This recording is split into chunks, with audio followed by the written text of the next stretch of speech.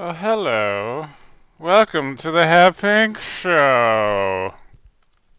On today's episode, we are continuing work on the Proxi Art Challenge. This is the challenge set up by Unity Connect and Will Wright for a chance to work with Will Wright of Sims fame. You know, The Sims, SimCity, all that stuff. What up, Sean? How's it going? Yeah, so I don't expect that, but basically I'm working on this while I have some time to beef up my portfolio a little bit. I think this would be, a good little side project to show potential people looking for, an animator that might want to hire me or whatever. Also just for funsies, and to sort of stretch my art legs, as it were. So, in the past few weeks that I've been working on this, or a couple weeks or whatever it was, we've made a couple of memories. This is what the challenge is. You're tasked with creating a couple of Unity scenes, or 3 to be exact, of memories, and whatever that means to you.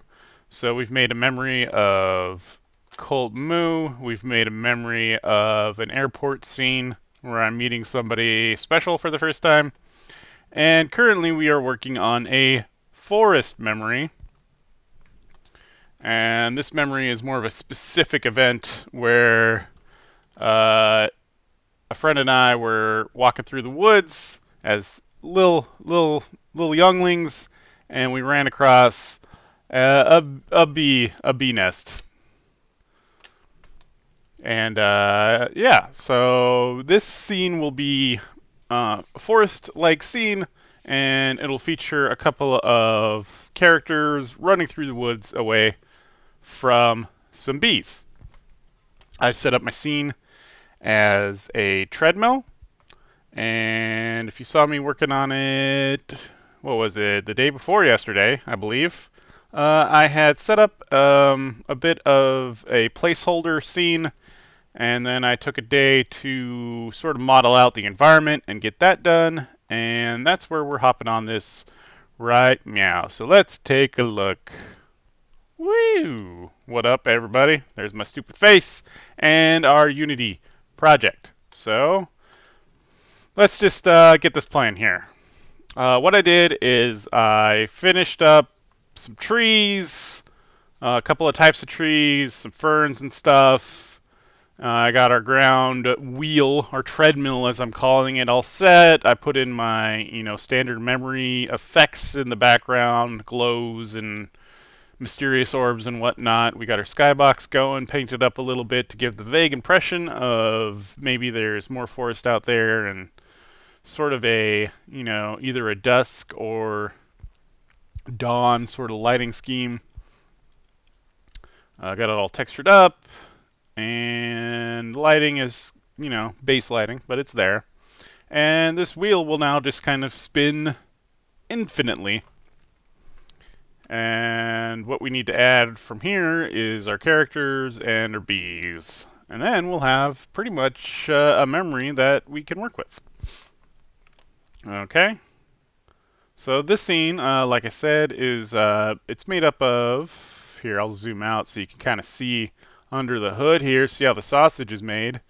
You got this huge wheel-like thing with a bunch of trees sticking out of it like a porcupine, and this wheel just spins in place.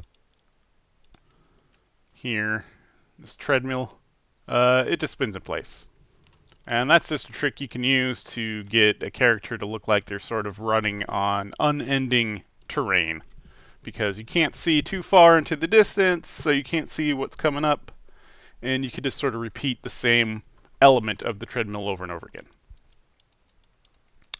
That's the trick we're using here.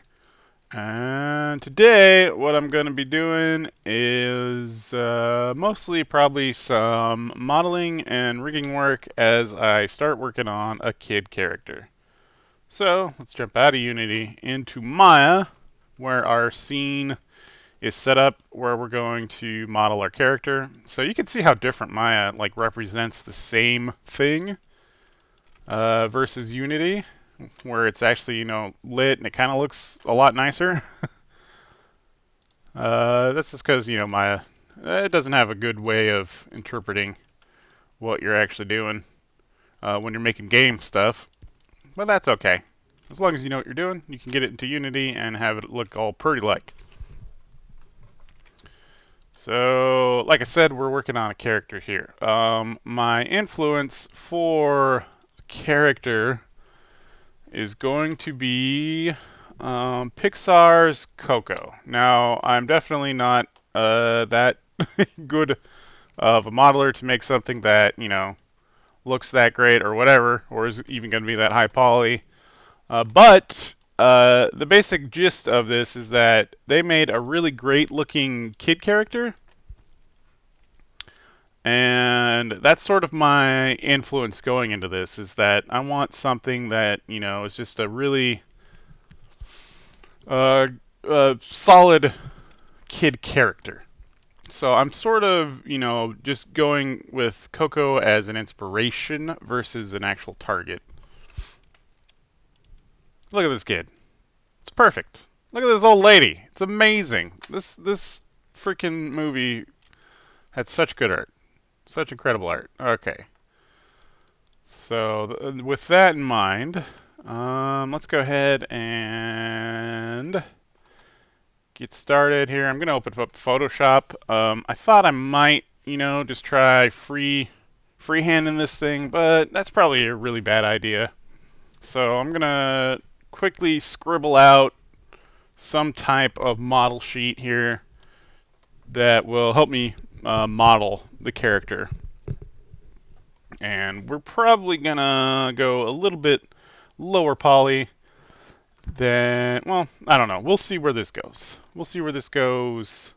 It's not gonna be too, you know, too crazy or whatever. We're gonna start out definitely simple and beef it up as we go along, because we're, like I've said in the past, we're working on minimum viable product here. We want something shippable as soon as possible, and then from there we can sort of polish it up a bit, because, you know, we don't got all the time in the world, so we just need something done. And as always, today will be brought to you by a drink. Today's drink is the Mountain Dew Rita, as I'm going to call it right now. It's just a margarita using Mountain Dew instead of sour mix.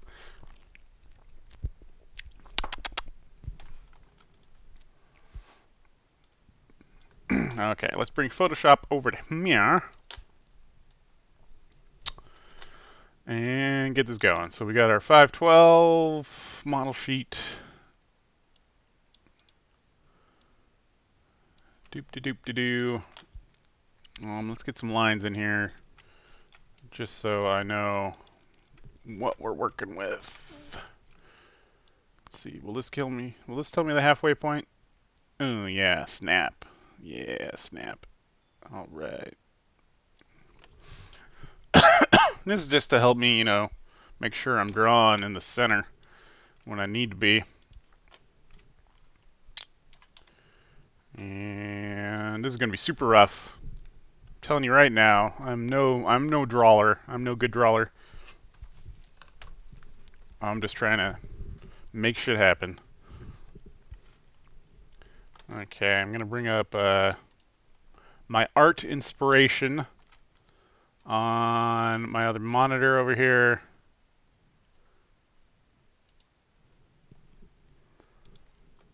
Man, the characters in Coco were great. If you guys haven't seen Coco, you should watch it.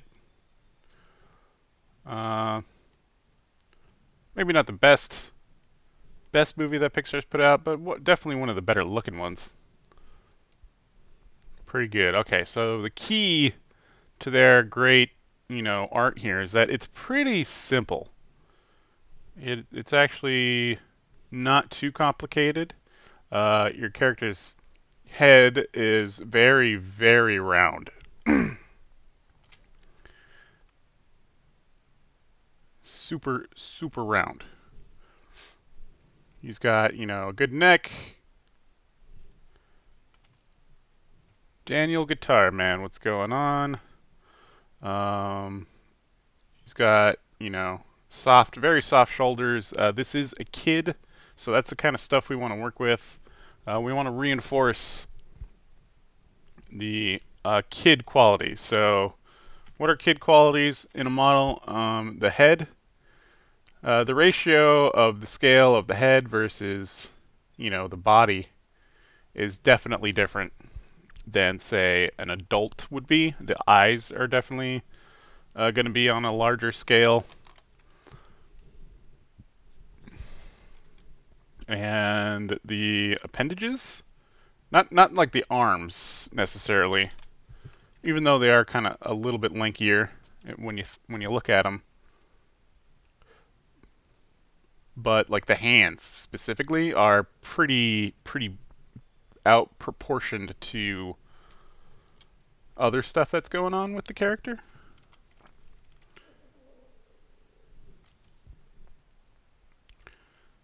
Let's see. Let's just get shapes in here. Let's get him on a. We're not going straight T-pose. We're going sort of an angled T-pose, because that gives us better shoulder deformation when we put those shoulders down. And then we'll work on just half of this right now. And like I said, this is it's not only rough because that's where you should start is rough, but it's rough because this is not, my wheelhouse.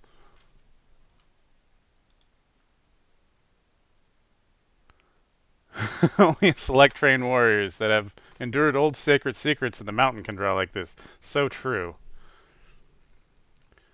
There's a foot. Something like a foot. Let's get that good, good spread leg thing going on here. I think that'll be good for our model. Make it easy. It'll make it easier to model if we have that going on.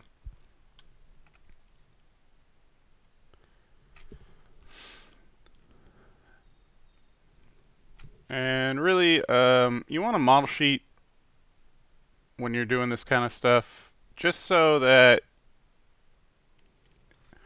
you have a good starting point to work with. And if I was better at Photoshop, I would just like mirror this thing. I'm just gonna copy it over really quick. I know there's a way you can just work this way, but I don't know what that is offhand, so I'm not even gonna worry about it. I'm not gonna worry about it. We can see that our torso is a little thin, so let's beef that up a little bit.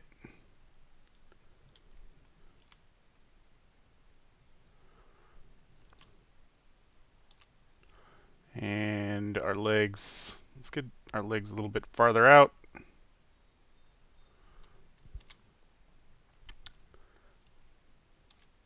Because we want that good crotch.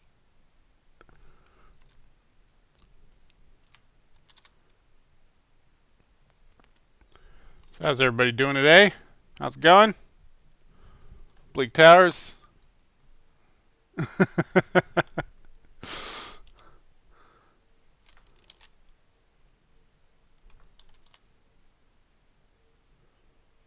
Because we want a character that fits in the world we set up. This is the world we set up over here. So we want it, a little bit cartoony, because this definitely isn't photoreal.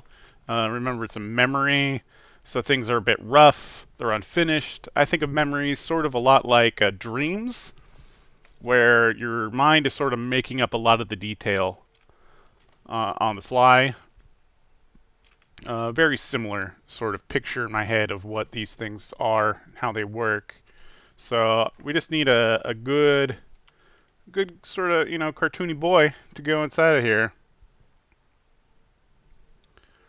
Let's see. We won't worry about drawing a hand right now. Hands are the worst. We'll just, do one of these. He'll probably have mitts or something, I'm imagining. And this is inspired by a personal memory, of course. So what we're doing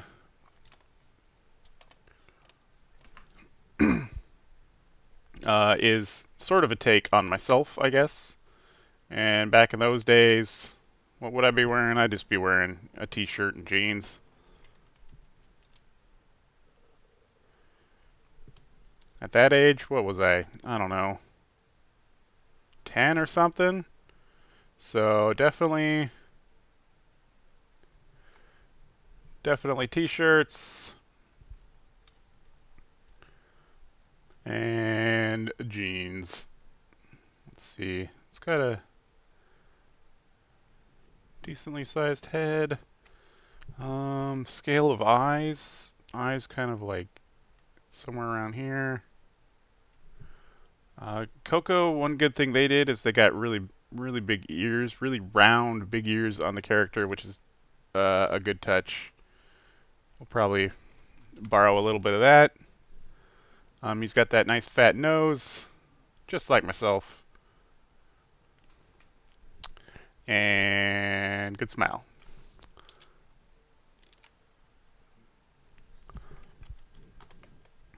So once again, let's just mirror what we got.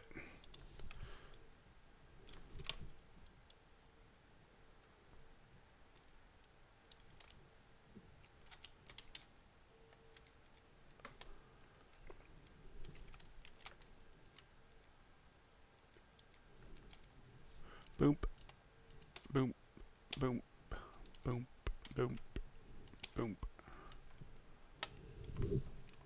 And a little bit fatter. A little bit fatter. There we go.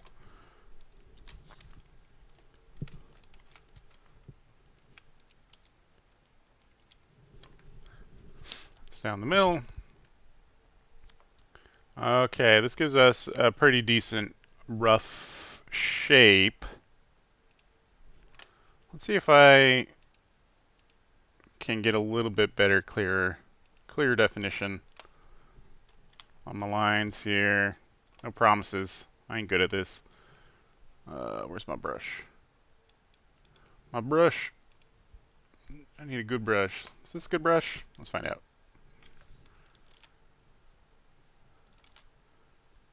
That's alright. That nice round head. You can get a little bit eggy. It's not too bad to get a little eggy. There we go.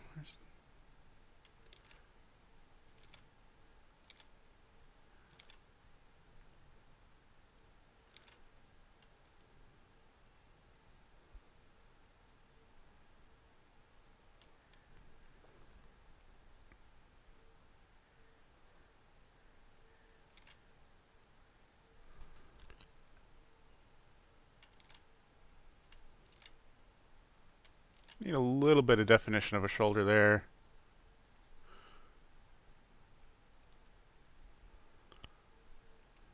And we want sort of, you know, a loose shirt. A loose shirt will help reinforce the idea of, you know,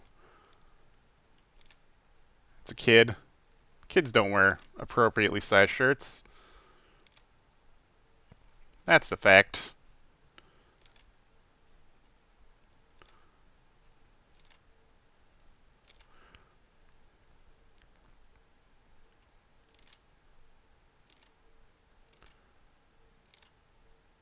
There you go. Also, I want to bell out those jeans just ever so slightly.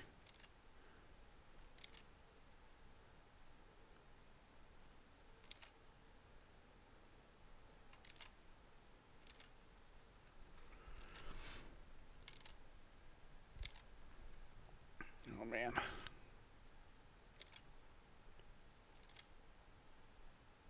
And the feet will be pretty simple. Arms, definitely more on the tube side of things.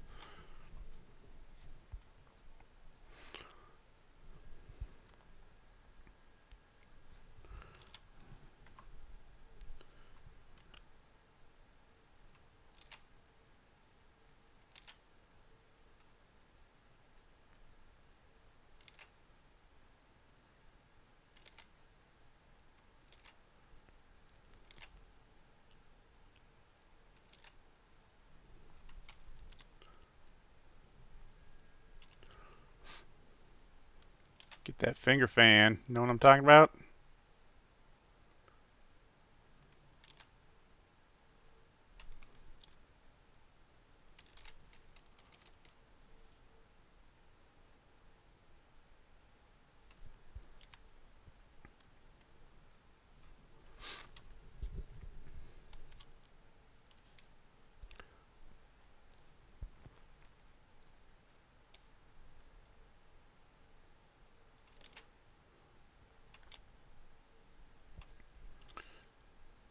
Gotta get them bushy eyebrows. Always had them bushy eyebrows.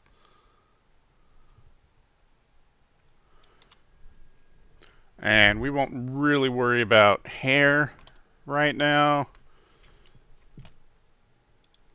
because still not sure what we'll do there. Probably just some cards.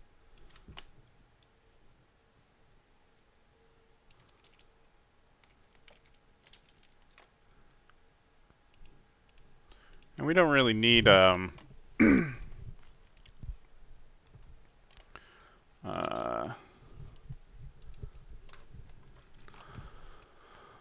really need eye detail. Don't really need anything too detailed on here. This is a model sheet. It's just here to help us model our boy. Okay, we do want to get the proportions slightly different. Looks like my legs are a little bit too short. So let's get those guys going a little bit longer.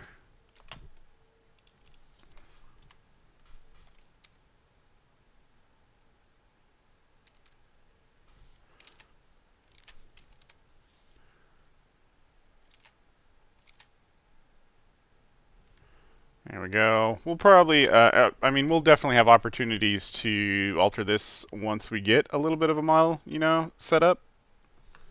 This is, let's give him big pupils, just for funsies. Let's get them anime eyes in here. Spring, yeah.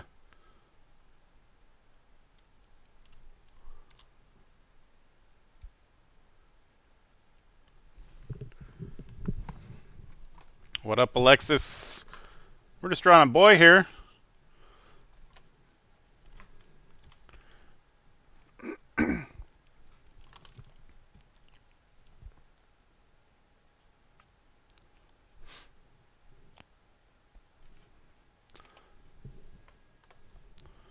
Yeah, this will be fine. This is fine for what we got going on. And then what we're gonna do, and this is what you do with model sheets, is we need a side view as well to help us define the volume that this kid is gonna have.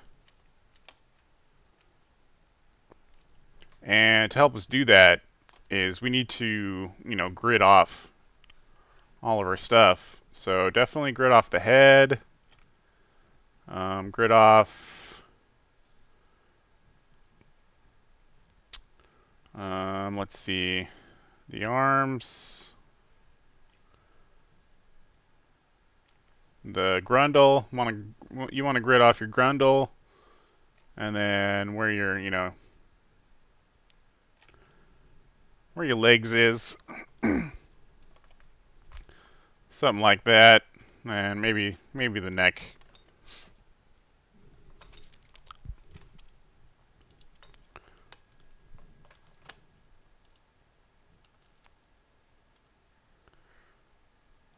Picture this kid wearing soaps like he's Lucas from The Wizard. I'm not sure what that is.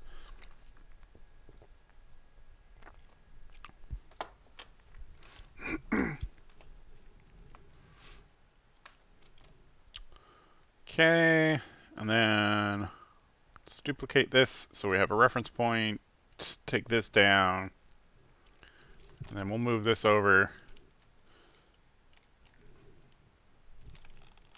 so we can draw our side view here.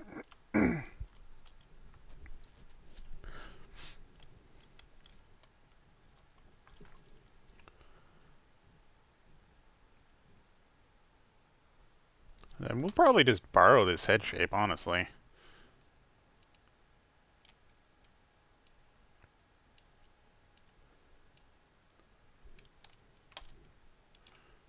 Everybody knows drawing circles is the worst, so let's just borrow.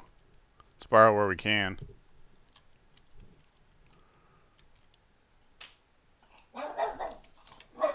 Oh, hi, Mog. So nice of you to join us. Oh, you don't say.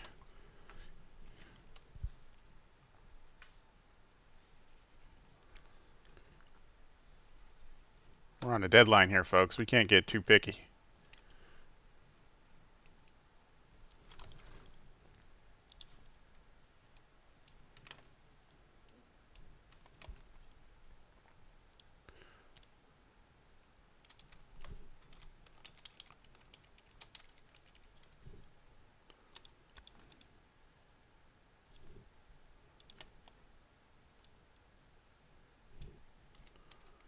Get that in there. Somewhere around there.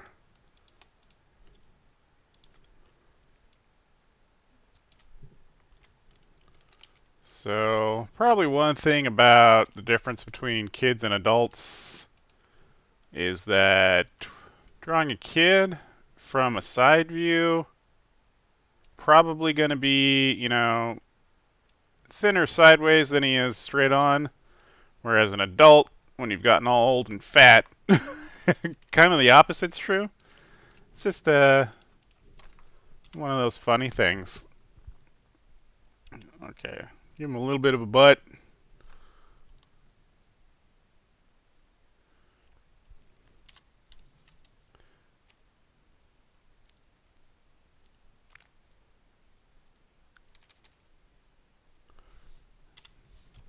There we go. This will ensure that everything's sort of in the same spot.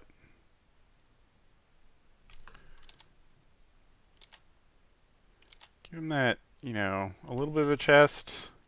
Kids don't got pecs or nothing, so they don't really got too crazy of a chest. Kind of round off shirt. Get rid of this doofus face because he's facing the other way.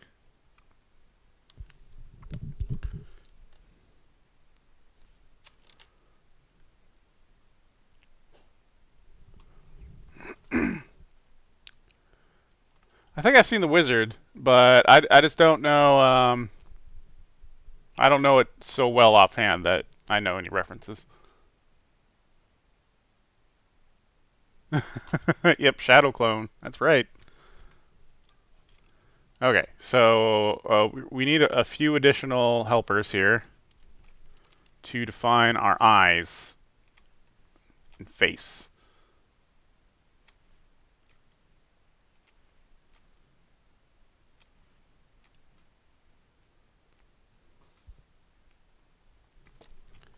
All right.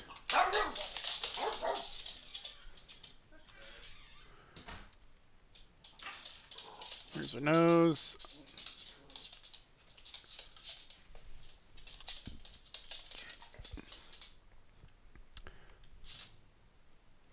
Nice fat nose.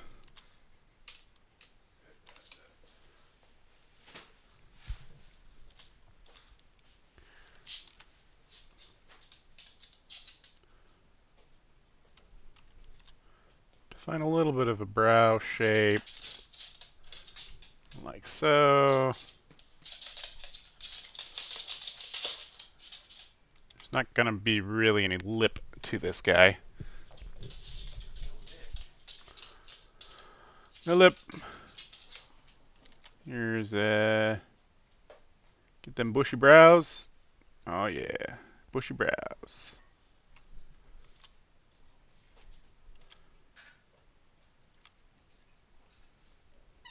Brows a little bit high. Or low, I should say.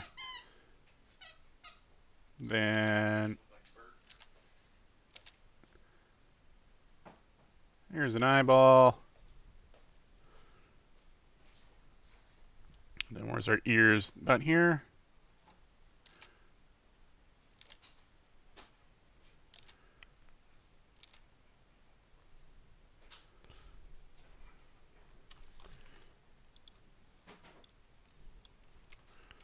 Let's see, a little bit closer. How close is your ear?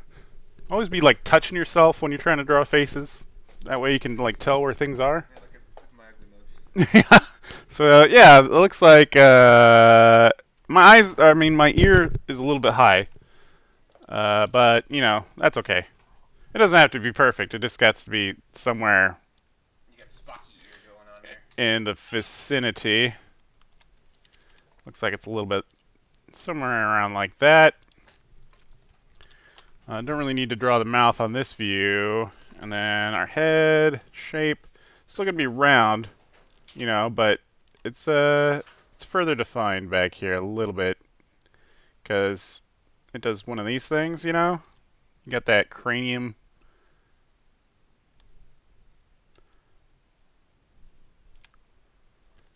Got that cranium in the way.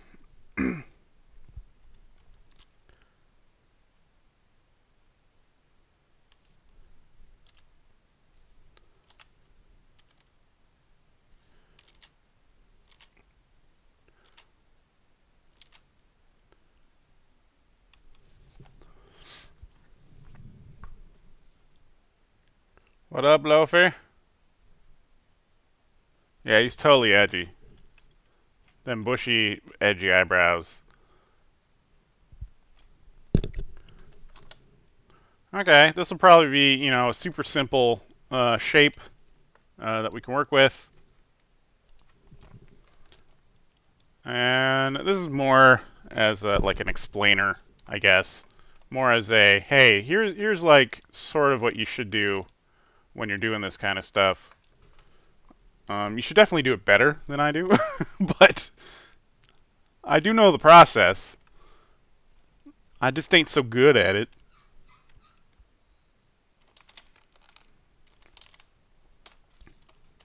One side.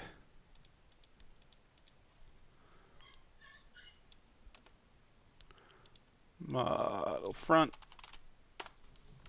Okay. Whoa.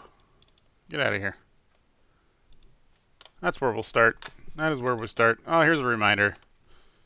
It's a nice, you know, to go back every once in a while and look at, you know, what you're working on as a memory. Just to, you know, keep you on target. All right.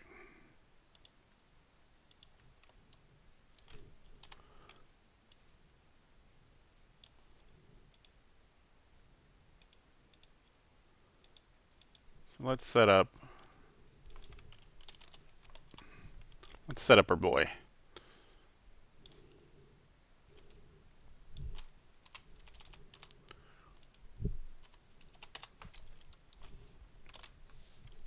I did show a little bit of how to set up a model sheet previously, but now you actually get to see the real process.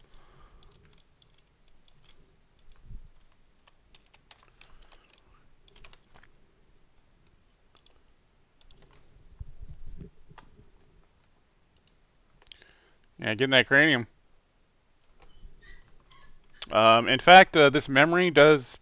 It would be... Wero and myself would be in this memory. This will be cartoonied 10-year-old versions of that. So, unrecognizable, but... that's what you get. Alright, let's get our materials in here.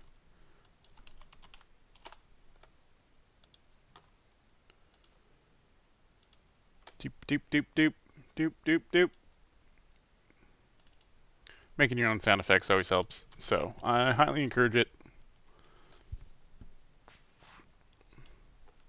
Okay, side. This is all... I'm just setting this stuff up on my other monitor.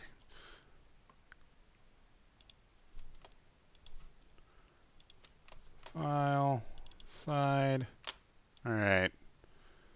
So, sticker side over here. Sticker front over here.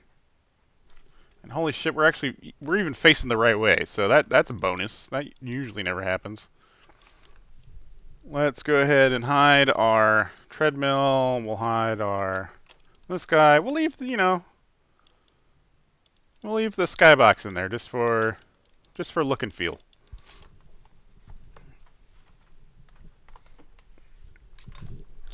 Okay, let's get down to it.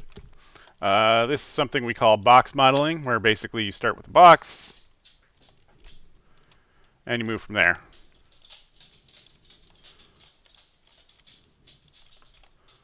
Ooh, also forgot, need to get this guy centered, so minus an assignment of 250. Will that center it? No. Minus an assignment 250, because it's already centered. There we go.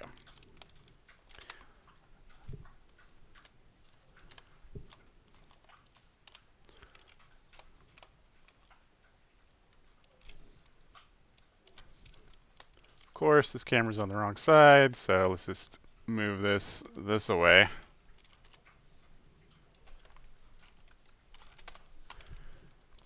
Then you have your orthogonal camera views here at the bottom, which help you model, because you don't want to model just looking through perspective cameras, because like if you model with perspective, that's bad. You don't want to do that. You want to look at it orthogonally without perspective. That'll get you the true shape, the true. Let's turn on our X-ray. Yeah, X-ray helps. This is the one instance where I will actually use X-ray.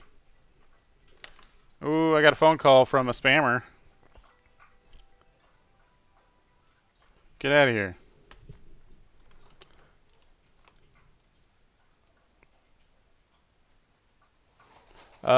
Yes, Dustin. This is for the same project that I'm working with the can and the other thing. This is for something called the Proxi Art Challenge. So if you go ahead and look in the description of the video, there's a link to the Proxi Art Challenge, and you can see what it's all about. Basically, you are making 3 different memories, and you're setting them up in Unity. And this is a skill set that I am capable of. So I'm doing it. Because why not? Why the hell not?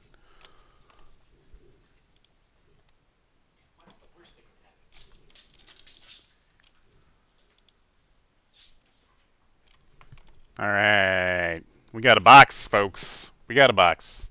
Thanks, Dustin. And, yeah, also it's just kind of a fun project to work with. A fun project to work on. Something to do since I have the time currently.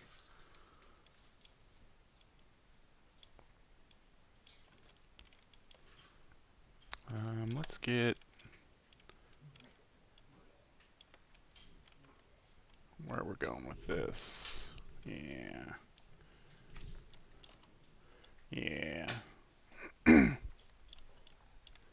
So you will find that I'm actually going to probably work a lot more in my orthogonal views than I will in my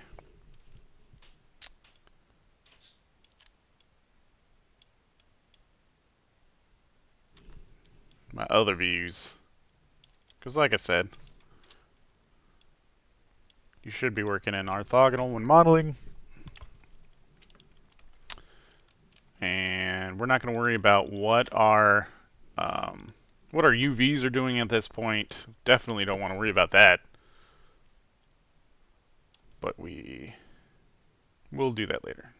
Right now, we're just trying to rough in the shape. Super rough. Try to do super quick as possible. What are you doing? What are you doing? I'm not holding spacebar. Come on.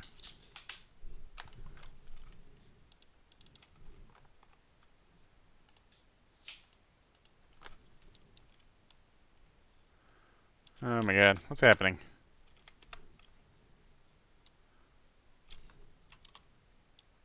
That one's moving.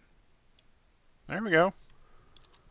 Maya has fun, super fun bugs in it, where it'll think you're holding a key down when you're not. So shit just won't work. It just doesn't work. So what you do is you just bang on your keyboard until it does work. It's that easy, folks.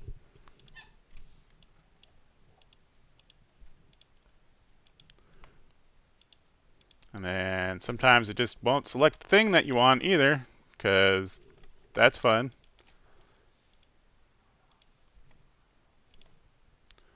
Let's lock out these model sheets so I'm not grabbing them on accident. There we go. A little bit of Humpty Hump right there. Alright, and if you've watched before, you will know that it is way smarter to work with half of your model and instance the other half.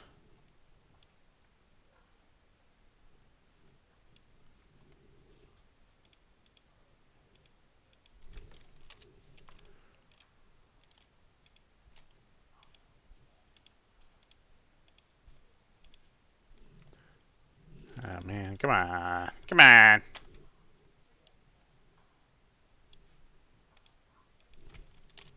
There we go. Always working halvesies so that you're only doing half the work. Because it's dumb to do more than half. Okay. Let's get an arm sort of extruded here. Important part about arms is that this is a bendy point. It's a bendy point. That's the official industry term. A bendy point. A bendy point is where a rig will, you know, bend. So that's something you need to be cognizant of when you're setting up your model. You want the good loops. You don't want the bad loops. A good loop follows the flow of the surface of the model. Oh my god. Really?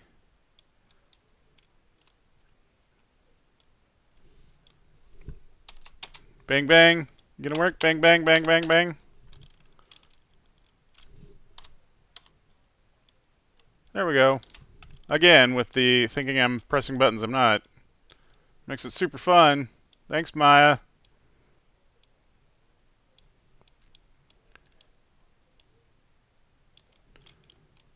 Now, this is the point where you're just kind of wildly swinging things around in hopes that you're ending up with a shape that you like.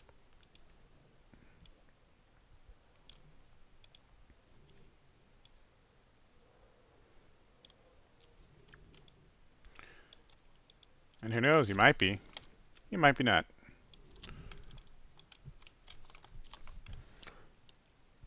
Let's get that nice flare.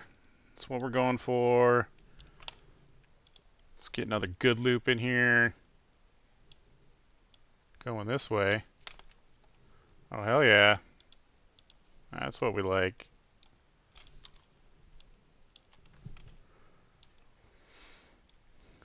Kind of want this to dip, I guess. Dip a little bit. Come out. Yeah. Yeah. And then you might be asking yourself, it's like, self, why has he got these two edges right next to each other? It's because this is a bendy point. With bendy points, you want extra loops, because if you can imagine what's going to happen when this arm bends. Let's get a little example here. Is that it's going to bend from a point somewhere, you know, where the shoulder is, like here? Probably.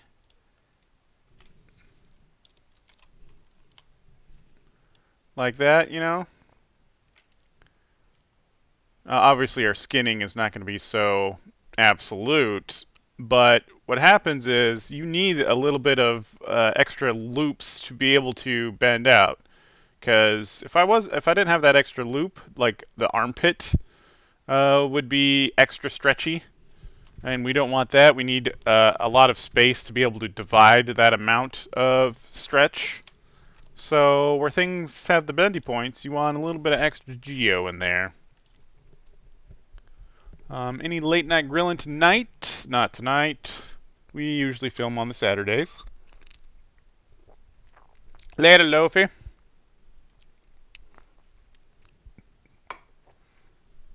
You're right, Bleak Towers, it did work. And if it's good enough for apes, it's good enough for me.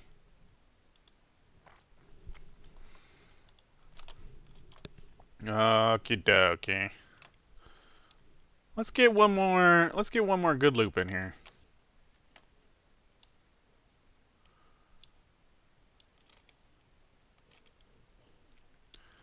Something like that.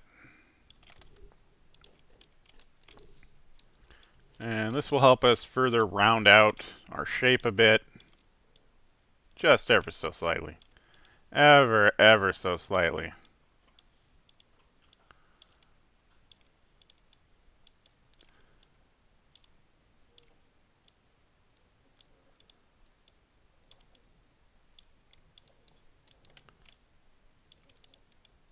Let's see, what did you do in here? Did you wrap around weird? He sure did. He sure did. But that's okay, we can come in here and make amends for all the mistakes that have happened.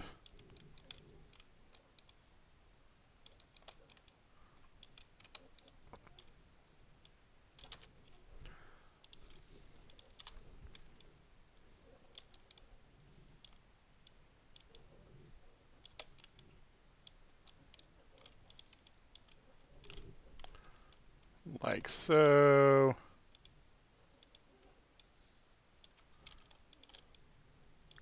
These need to flare out this way too. This needs to flare in a little bit. I realize it's no longer a flare if you're going in. But you get what I'm saying. Just soften up them edges. That's all we're doing here. Soften it up. We want it to look nice and soft because it's a youngling.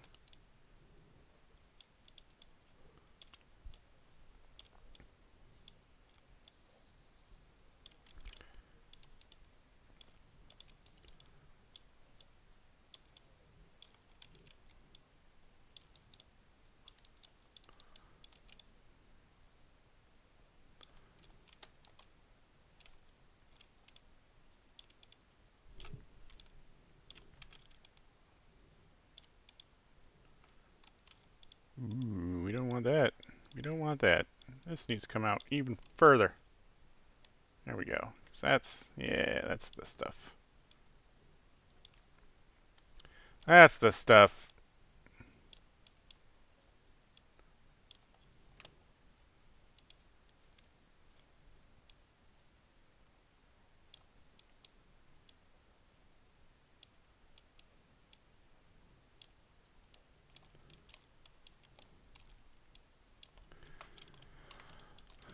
Okay, let's just. I mean, we're still working on this, so we got to get a.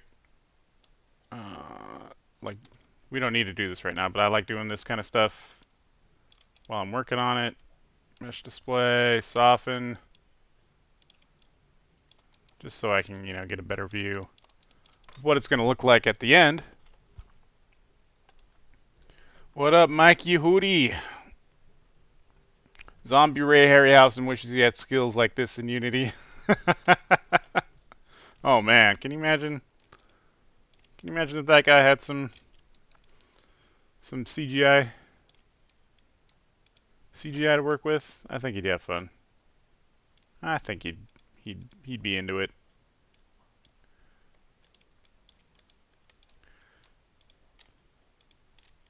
So we definitely want to go a little bit blocky, but not too blocky. We don't want this to look like a Minecraft character, but we do want to, let the audience know that this is not, they're not looking at Crysis here. They're not looking at Far Cry 5 or whatever.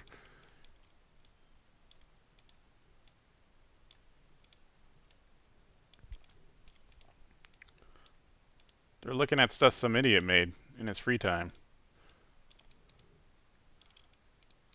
Okay.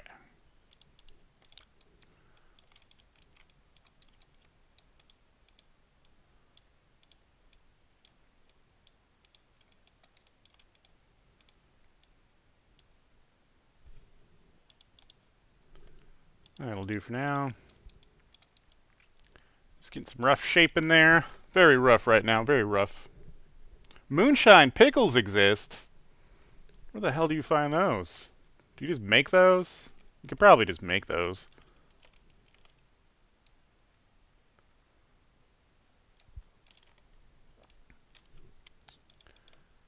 Okay, so here's the thing. Do I want to make this all one model or not worry about it? I think I'm not going to worry about it and just sort of attach stuff. Because I could worry about how the actual arm connects to the shirt mesh, but nah. I'm going to say nah. I'm just going to stick it in there.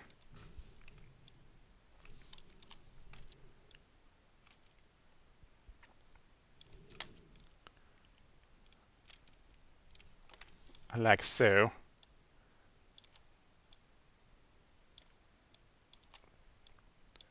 Again, we're working kind of rough right now. We're not too worried yet about how accurate this is to our specs.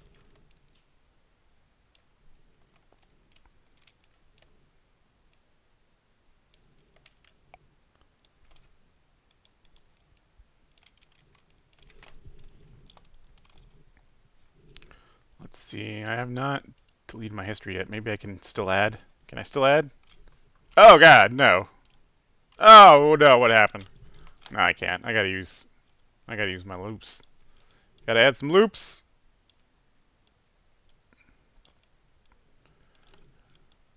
Oh man, what is that doing? What are you doing?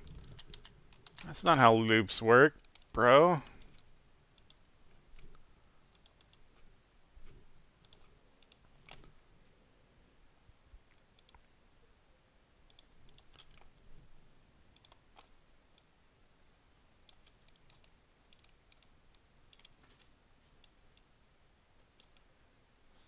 Oh man, it is really confused about these loops.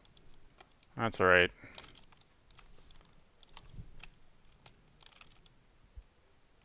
Oh my god, stop it. Stop doing that. I'm not holding that button. I'm not doing it.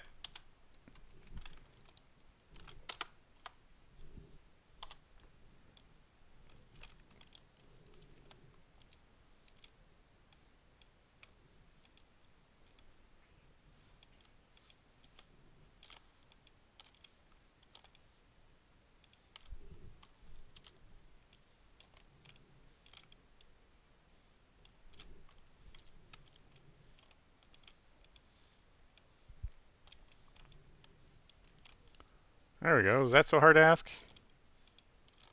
Was that so hard to ask for, to split this up in a meaningful way? Yeah, let's do one side at a time. One side at a time. We're just going to round these off. Like so. And we could have started with a cylinder. That probably would have been a better idea, but you all know how much I love cylinders. Okay. On a t-shirt, your elbows are definitely outside of your sleeve a little bit. Let's just add a rough elbow. I didn't draw my elbow. Probably should have drawn it, but that's okay. And remember, put them good loops in there so you got your bendy loops. Now, here's what's going to happen when this elbow bends, is that it only bends one way, right? You got an elbow. What the hell is my thing stuck on here? I'm constantly rolling over my own cord. So you got an elbow. It bends this way. You cannot bend it the other way. With that in mind, you can know where you need to put things that can stretch. So if I'm bending this way, my elbow is definitely going to stretch. So it needs some extra spans there to bend correctly. But here, where it increases on itself, it kind of doesn't, unless you really want to keep the volume of your bicep in there. So you can get away, you know, with like if I wanted to do sort of move this together like this, that'd be okay. Because when this elbow bends in on itself, it's not really gonna lose any definition right there where it creases on itself.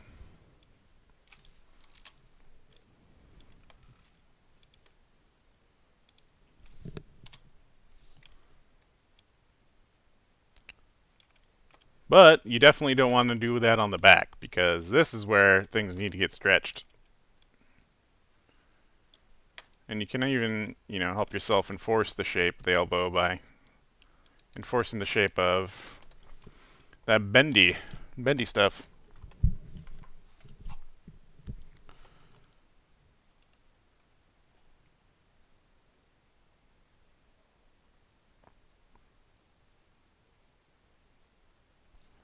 Oh, you ordered moonshine pickles.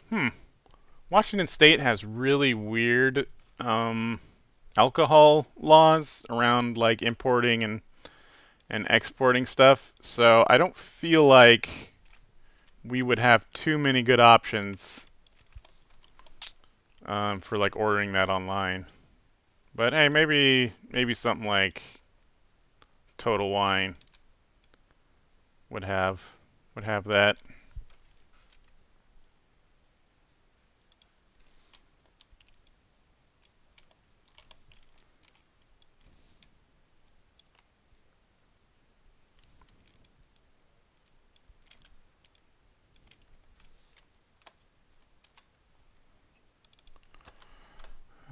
Okay, we want components.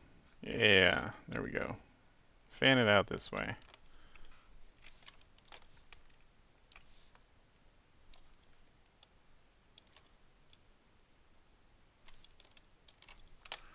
And let's get a good loop in here.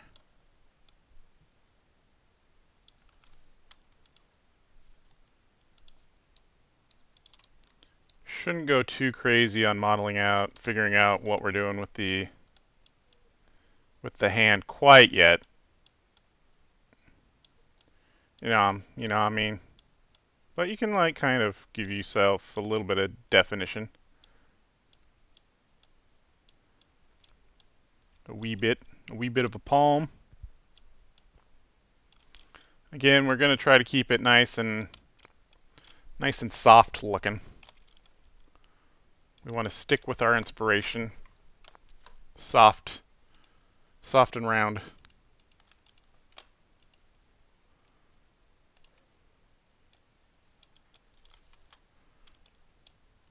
Oh, come on.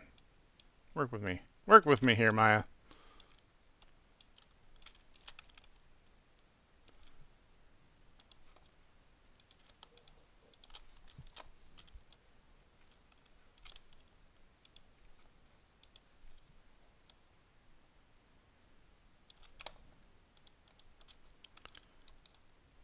So modeling out a hand is a lot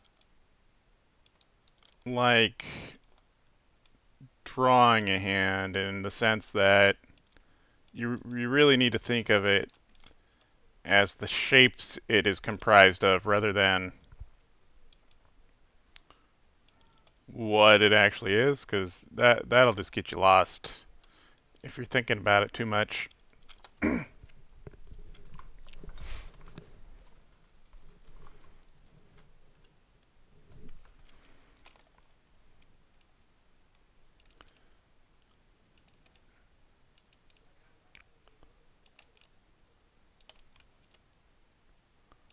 And this should probably be flat, because this is where the thumb goes.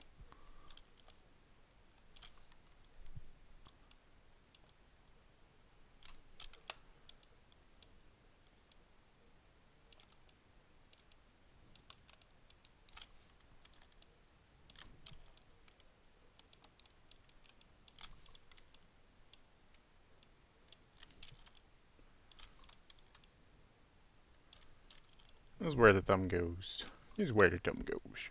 Oh my god, what have you done? What have I done? There we go. Okay. Let's merge this. Let's add our cuts where we need them.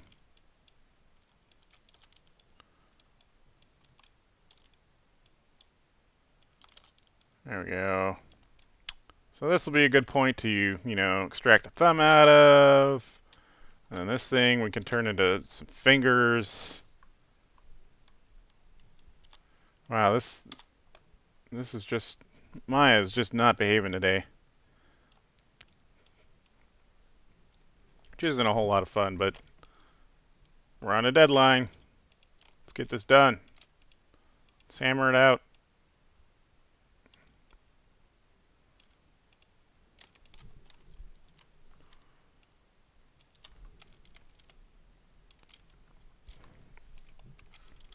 Okay, and then just for now, we can do some rough finger work. That's what she said.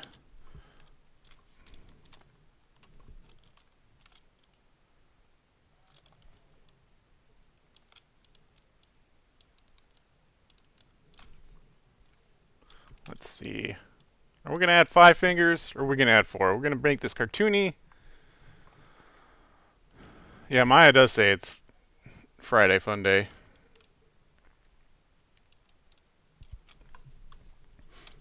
I mean, yeah, let's go ahead and add 5 fingers. Because we can. No reason not to. Well, we are definitely not going hyper real with our art style. It is on the real-ish edge, I guess you could say.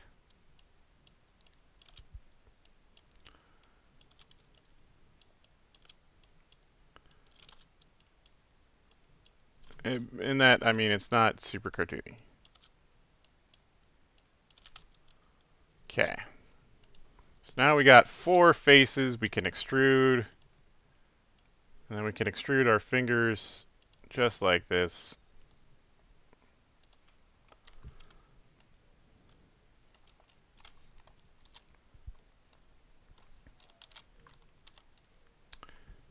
And there are 2 schools of thought on the topic of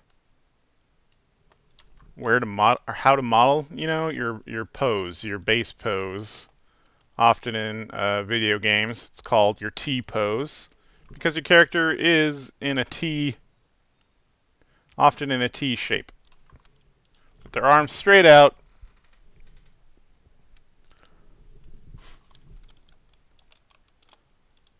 And yeah, the reason you do that is so that you have a neutral pose to create your rig with.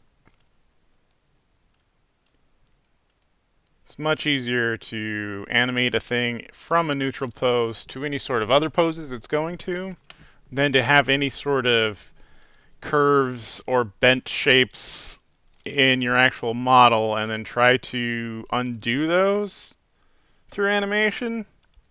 You know what I'm saying? So if you are if you're working with a model that has too many bends in it, then it's going to be very hard to undo a bend. So imagine like a tail. Like if a character has a tail and that tail has like a natural curve into it, like let's say a cat tail. You know, a cat tail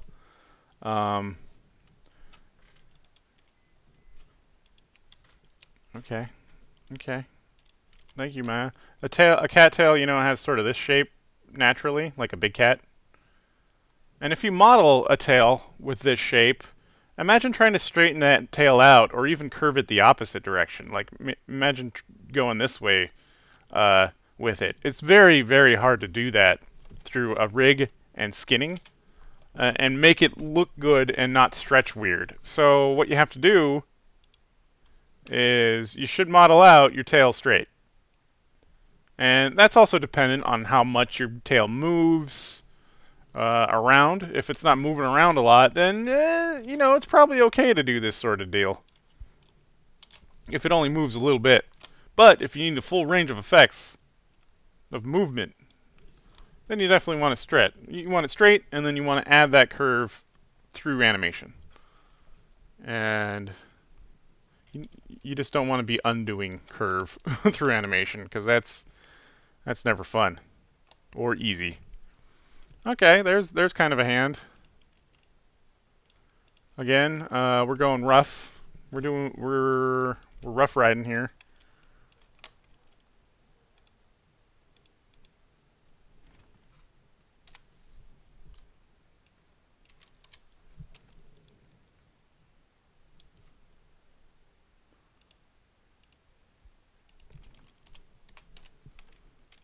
There's our other arm, or the other side of our arm. And yeah, like I said, this is super rough. We're not worried about shape quite yet. Let's get some legs. Y'all heard about these things called legs? And I'm gonna do it the right way with my legs. I'm gonna start with a cylinder. I should have been starting with cylinders this whole time. They call it box modeling, but we all know it's cylinder modeling. We all know that's the smart way to work. Because when you think about it, pretty much everything's a cylinder.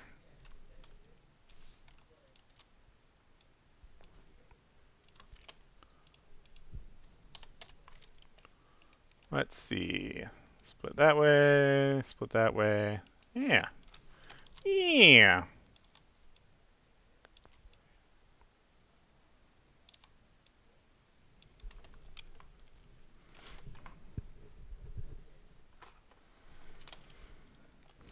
Yeah, people that can actually draw, Mike, they're kind of jerks.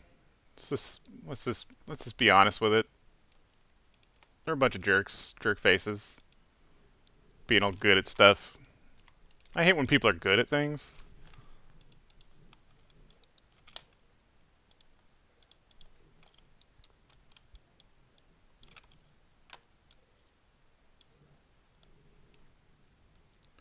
Let's see. We'll get knees probably somewhere around here. Then we need some extra ones up here to start defining that butt.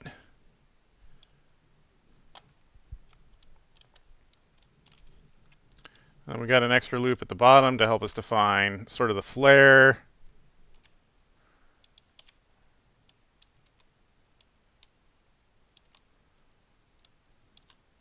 Or pant flare.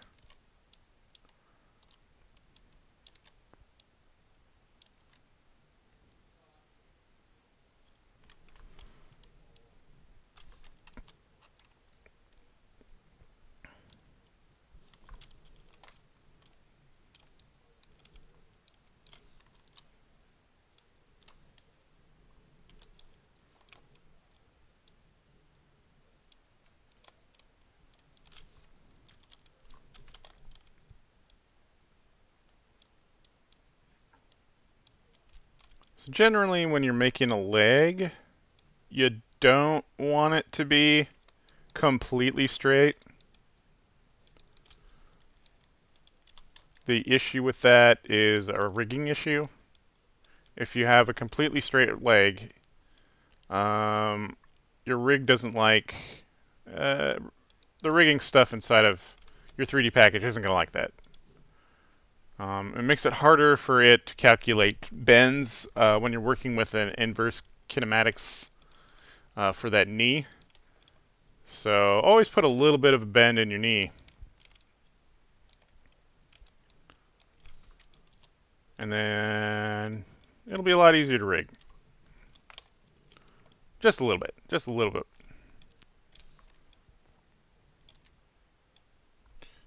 Get that fat butt. Yeah, fat butt. Okay.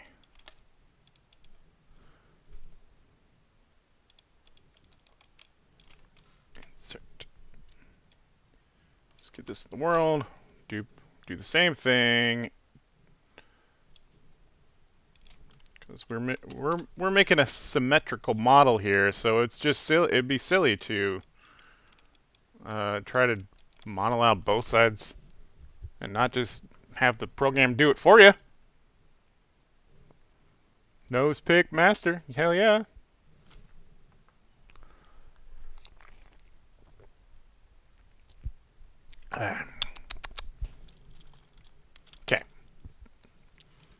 Now, let's get that good crotch.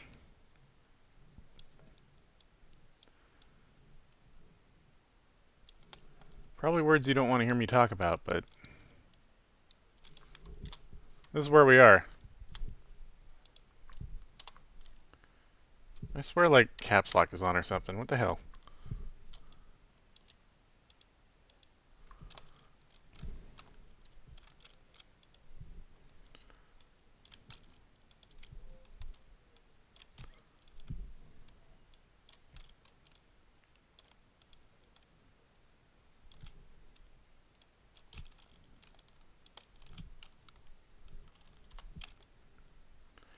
Oh yeah. Oh yeah. Get you guys to meet in the middle. That's what we're talking about.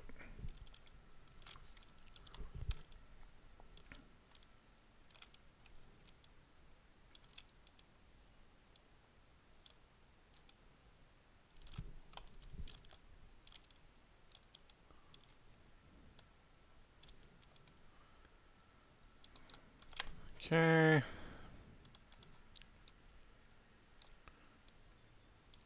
These interior faces we do not want. Let's get rid of those, because it's going to be welded together. Let's add another good loop, so we can further define that butt. It's all about that butt. Nice, round butt.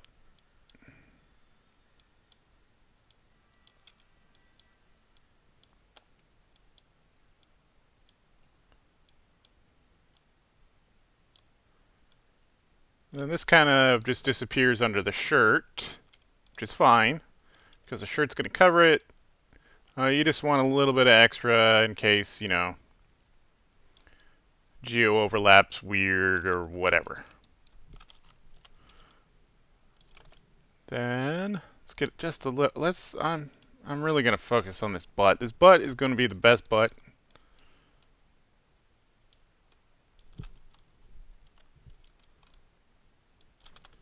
It's going to be the best butt it can be. Yeah. Oh, yeah. Oh, yeah.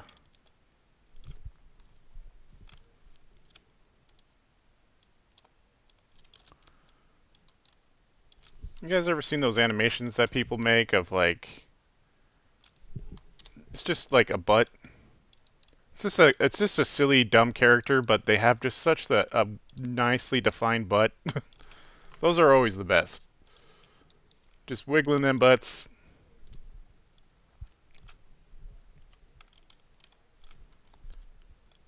It's so good. So good.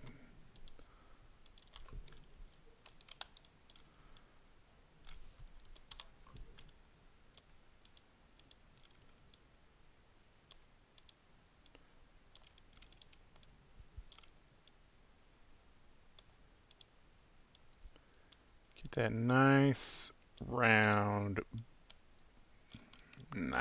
shape. Yeah, oh yeah. Oh yeah, that's good butt. That's gonna be a good butt. I'm telling you. You probably don't believe me, but it's gonna be the best butt.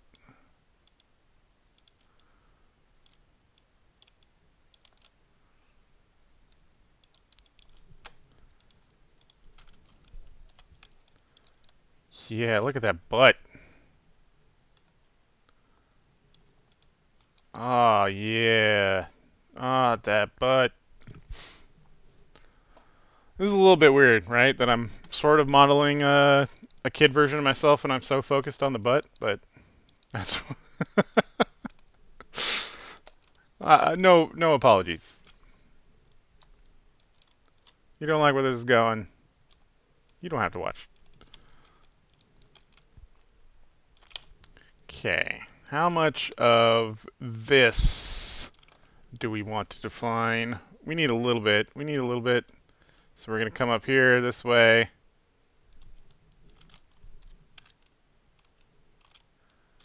Like so.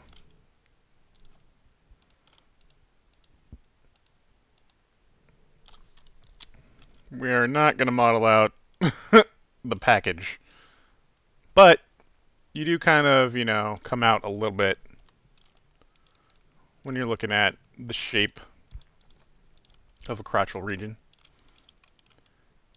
And then we do want a little bit, we want to be able to define that inner shape a little bit, the grundle, if you will.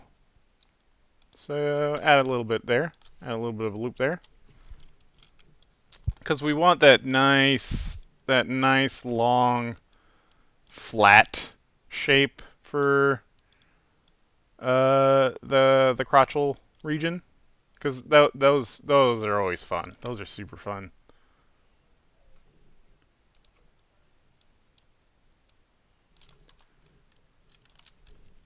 It's pretty big in modern cartoons these days, that super thigh gap. Not to be confused with like the unrealistic lady thigh gap that's going around.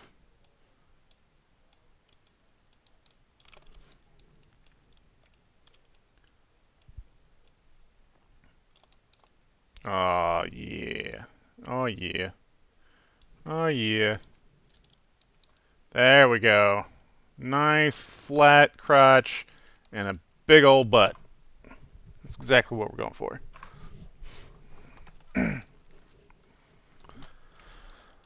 And there's no, rhyme or reason for how specifically I am designing my loops or my edges. I'm just kind of winging it as I go. I don't really think there are any good, steadfast rules for this kind of stuff. You just make what looks good. It's about the end result. Much more about the end result than the process. Asterisk.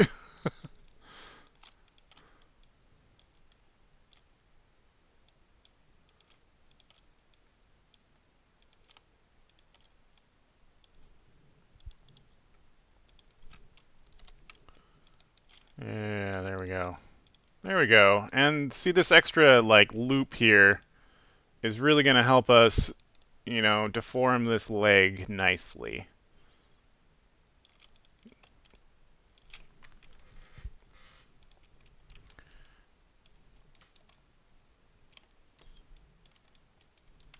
It'll be real nice. So, I mean, definitely not the best model right now, that's for sure. But, I mean, it's roughly person-shaped. You can tell that this is supposed to be a person.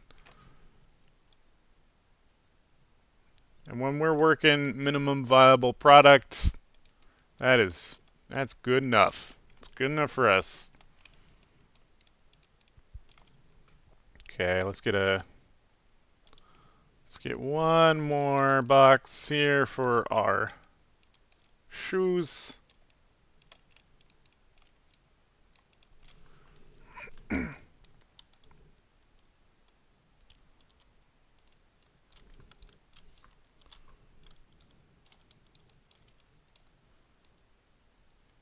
Then I'm expecting to animate the toes a little bit in this sort of cycle I have planned. So you want, you need that. You need that definition. All right. We got our box. Let's do a quick cheat. Let's do a quick cheat. Instead of adding our edges and all that business, let's just do a bevel. Let's do a bevel. Soften up everything. Yeah, like that. So if you know what tools you need to use, you can kind of quickly add the effects that you want.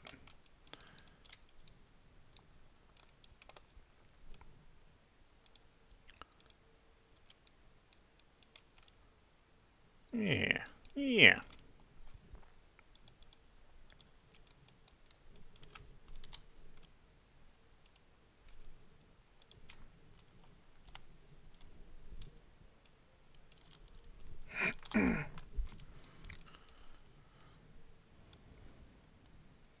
it special. Mirror this boy. I'm hoping that I can have a real rough model done so that I can get a rig roughly done too. Not sure how far I'll get with this, but that's the goal. That's the goal by, 5:30-ish.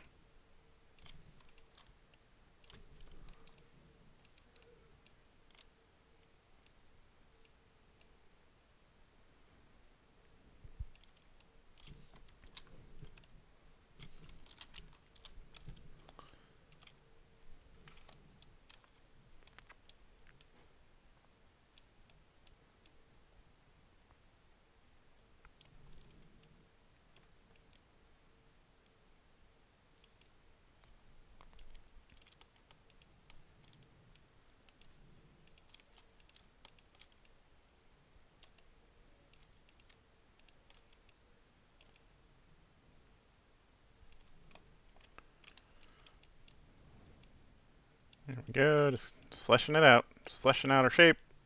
Just keep swimming. Just keep swimming.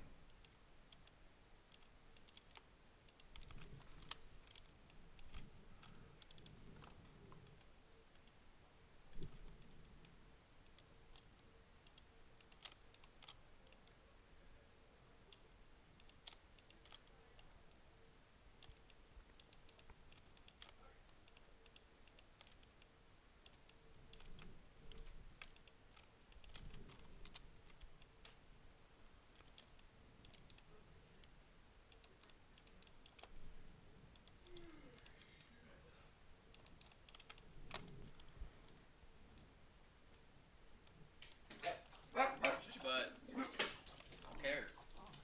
There's no part of me. Come here. Realizing that my feet are a little bit big. A little bit bigger. Oh, so you make feet that look like they belong to me, huh? Little stubby legs and giant ass feet. Uh-huh.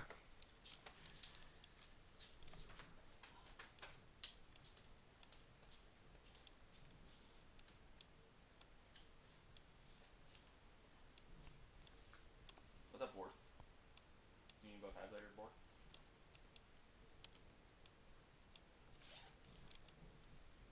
All you're gonna do is eat stuff. That's all you ever do.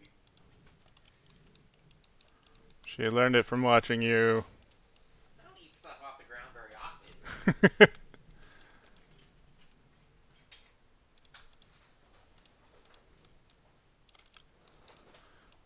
Okey-dokey. There's kind of a foot-like thing.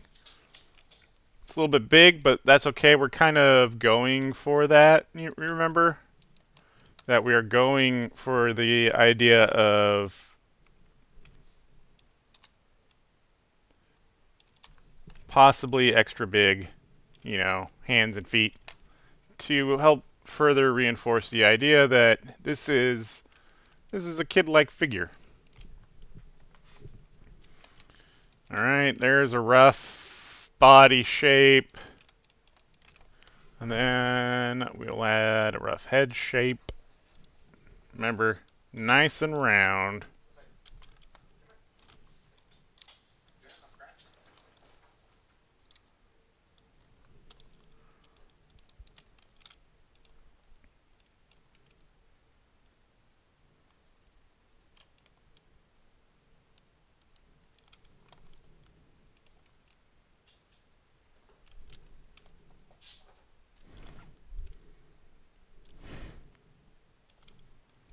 Mog's just over there being a weirdo. Let's see.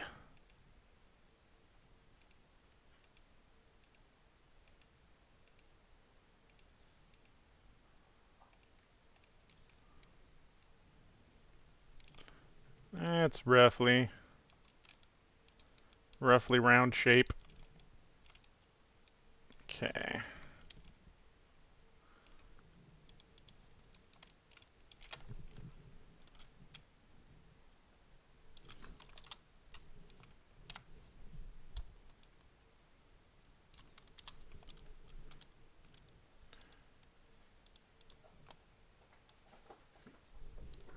Mug, what are you doing? Why are you kicking shoes?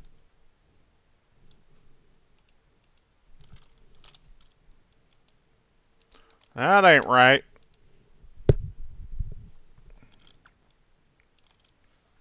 Oh, I did leave the wrong faces. That would do it.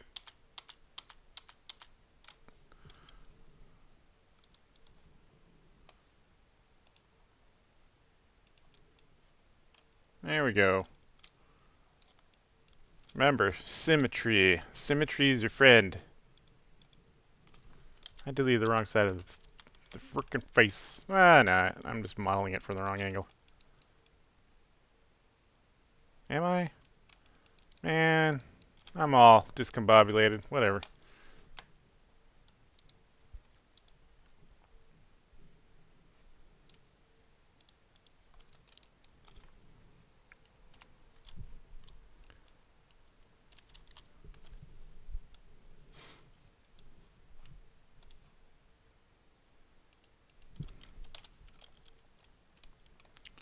Now what happened?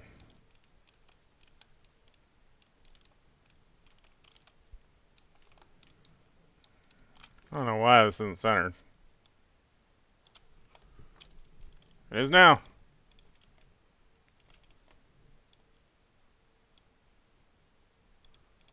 Okay.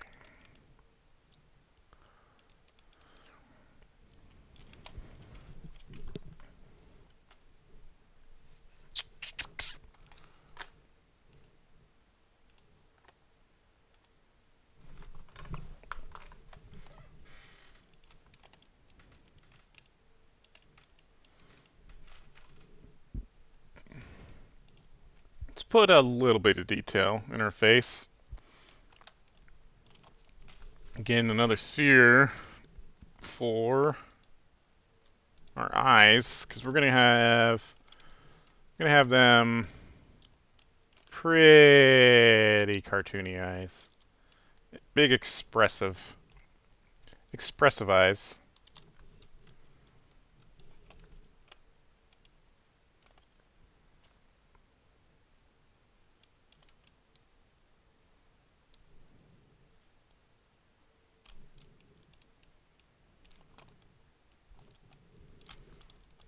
And the trick with eyes is that they are inset inside the face hole, and then you kind of, your face fat just kind of wraps around them.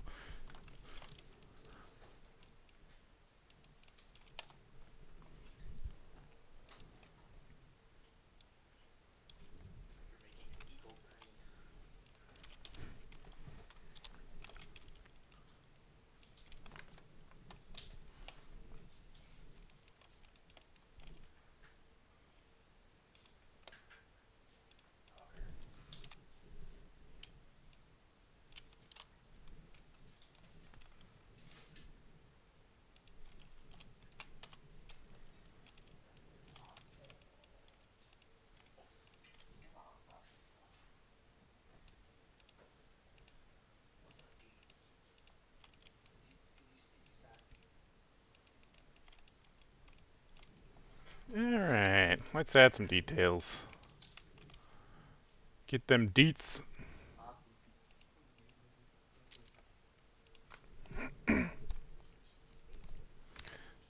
Doe eyes. That's right. Okay. Here's the nose. Nose comes to about there-ish. We'll need the whole face to work with our nose. Probably somewhere around here. Somewhere around here. And all the way up. And then somewhere around here. All the way up to there. And what we do, we're just going to cut in and extrude details in a very rough fashion. Sort of as we go along. And nothing ever makes a whole lot of sense immediately, but once you get it defined, then you start understanding, you know, why one might do stuff the way I'm doing them. Not to say I'm doing everything the right way or the way you should do them.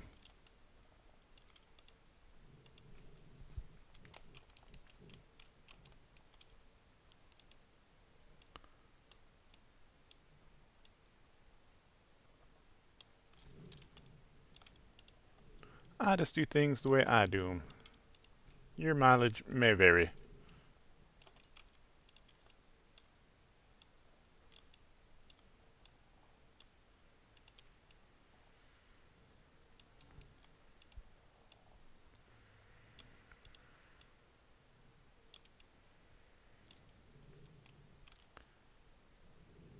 And he's going to have a bit more of a chin than I drew.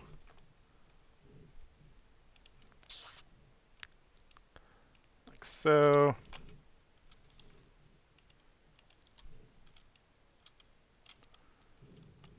Get his face pouch out a little bit.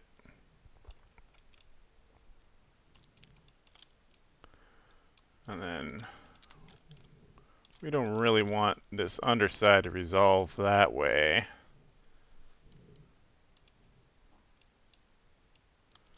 We want to do one of these guys so that we can add a neck.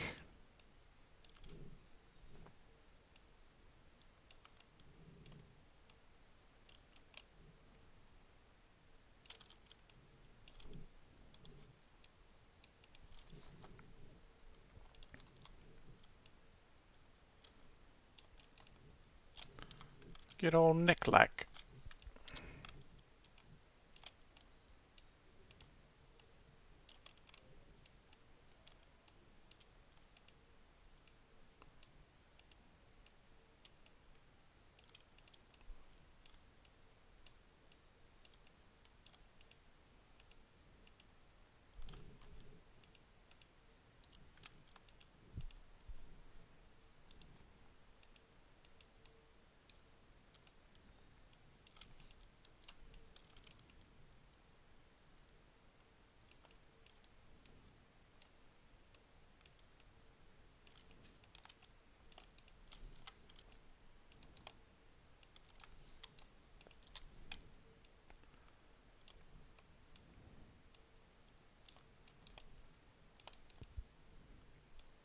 A lot of the fun of 3D modeling is as you're doing it, it's like, what the hell is even? And then eventually you get somewhere where it's like, oh, I see what even. But it can take a long time to get there. It can definitely take a long time to get there.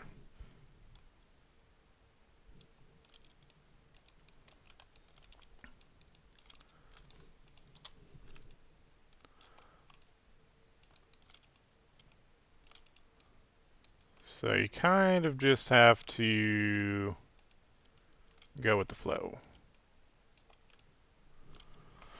Let's see, how do I want to do my nose? I want to get another extrude going on this way. I know that doesn't look right now, but just trust me. Come on. Come on. Trust me a little bit.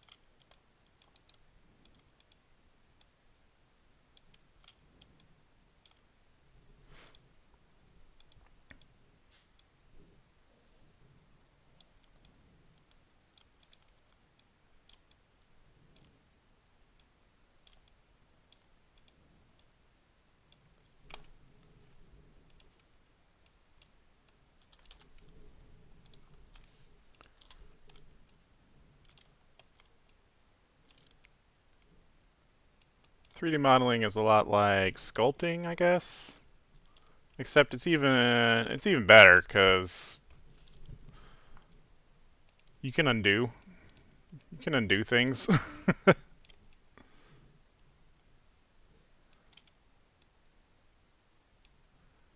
And we'll wrap all the way around.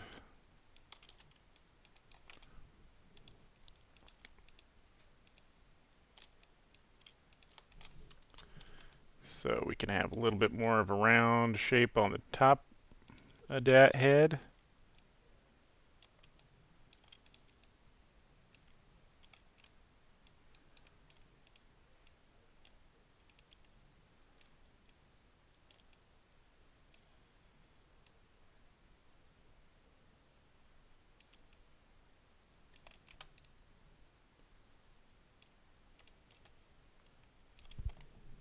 There we go.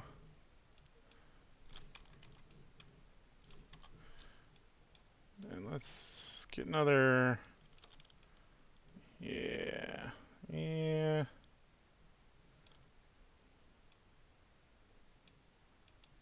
And a little bit more. A little bit more definition.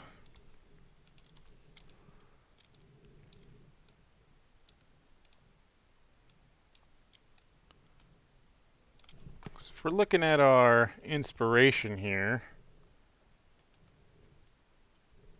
that is one thing Pixar is absolutely great at, is creating that soft eyebrow ridge that just looks so good.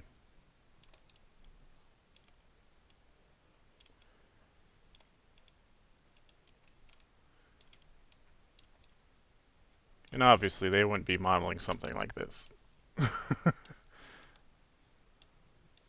I'm not even sure. I'm pretty sure they have their own modeling software in-house, their own proprietary stuff. So for one, there's that. For two, they'd be doing this a lot better.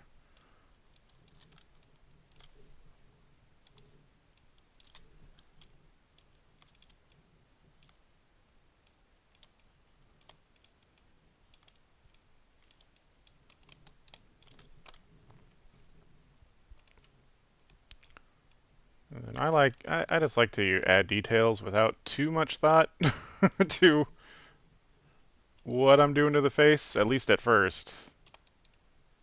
Because you can always come in and clean it up later.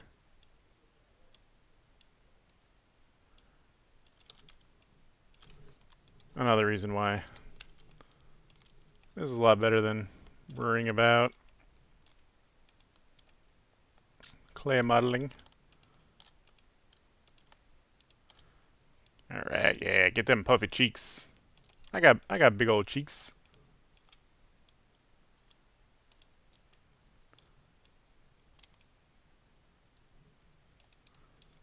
Remember, this is kid version, so really soft and round.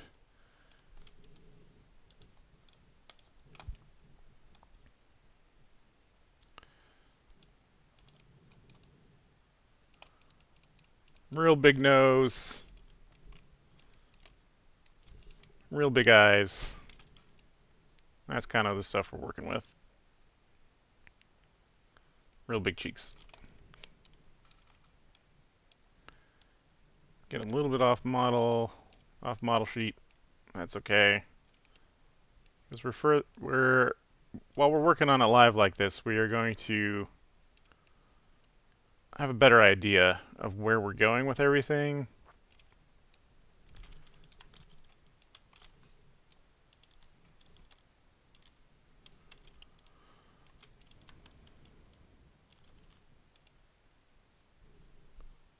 Let's see. I'm not sure I need that one.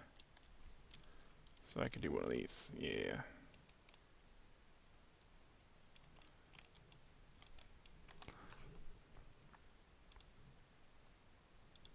Fine.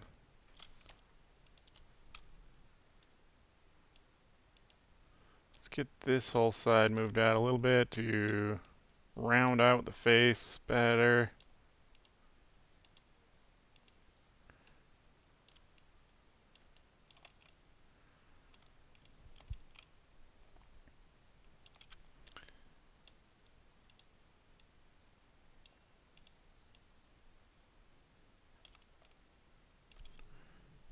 Yeah.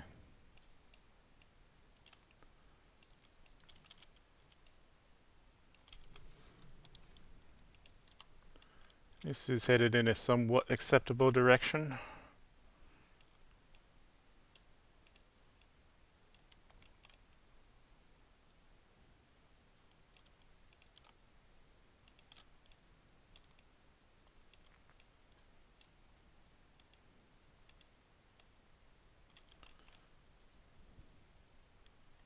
Somewhat acceptable. Not entirely acceptable. Let's be honest.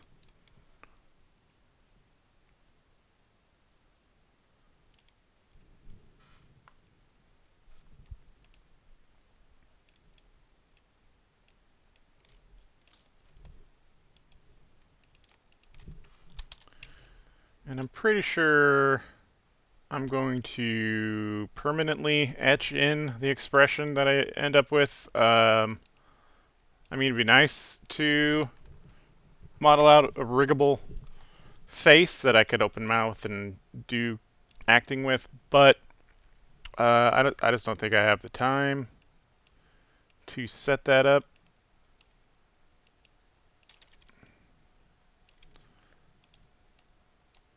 So we won't even worry about it. It's better not to spend a bunch of time on something you're not gonna use.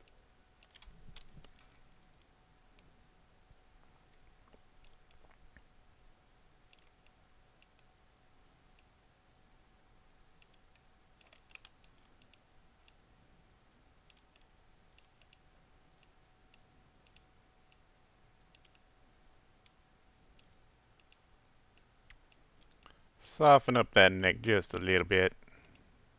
And get that cranium shape in there. Oh, yeah. Get that cranium. Because your head, you know, it's got that thing going on back here. It's got a thing that's happening.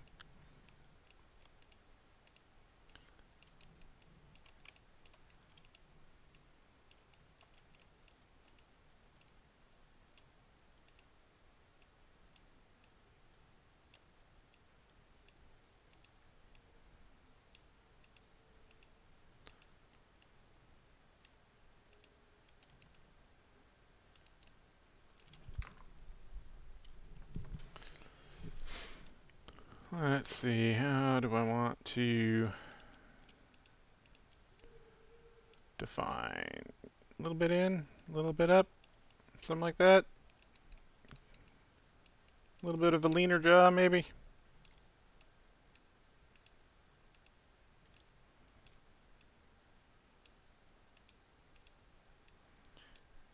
It's gotta have a little kid jaw. Can't be huge.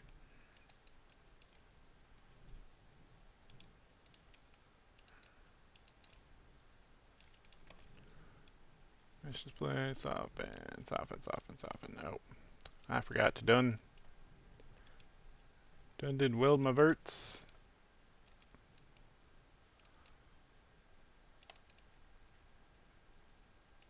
He's got a big old nose. His nose might be a little bit too big.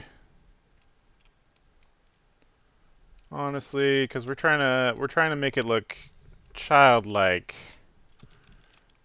And your nose is one of those things that grows for your entire life, much like your ears. So you don't want too big of a nose, because then he's going to look like he's got old man nose.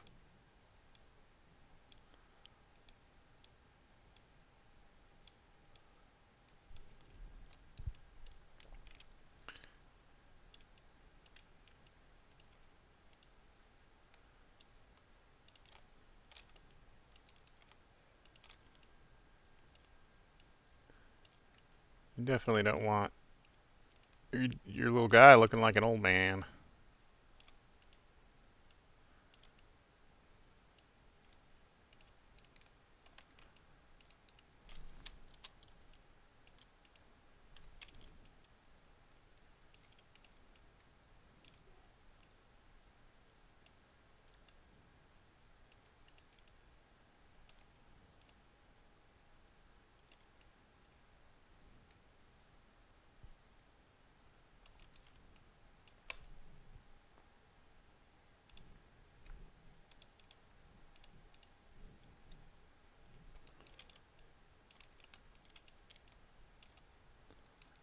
And so the process from here is basically just lots of iteration, lots of trial and error of deciding where you actually want to go with things. Just kind of pushing and pulling, pushing and pulling.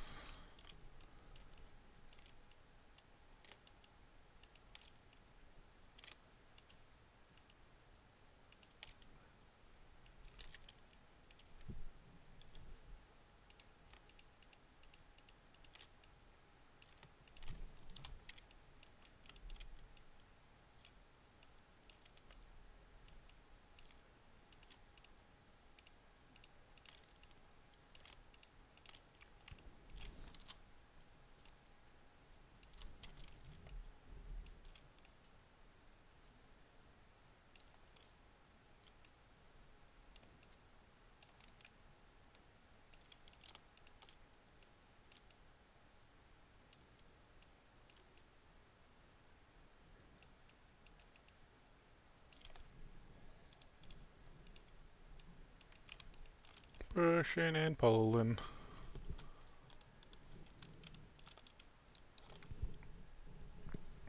Oh, really gets the wrist. Good wrist workout.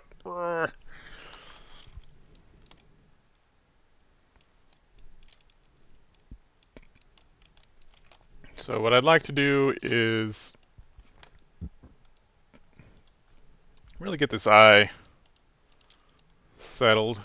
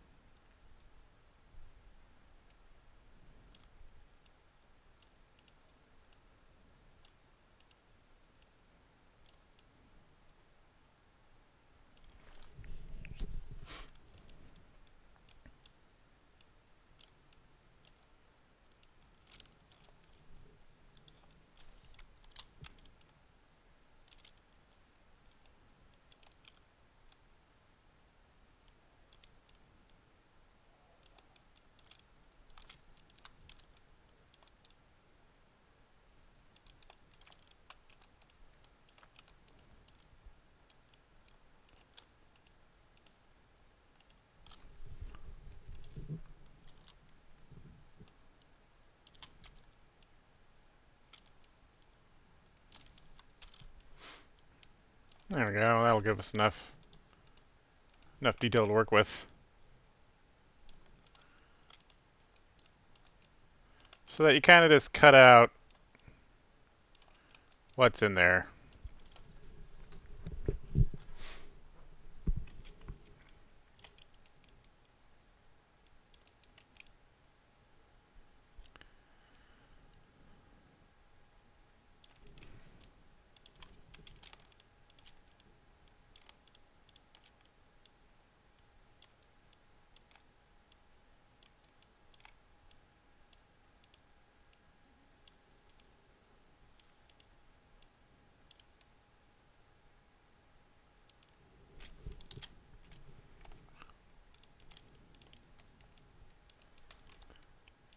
Starting to get a little bit of a uncanny valley, which is, you know, it's a good thing in the sense that it's starting to look almost like a person, at least enough to be creepy, which means we're heading in the right direction.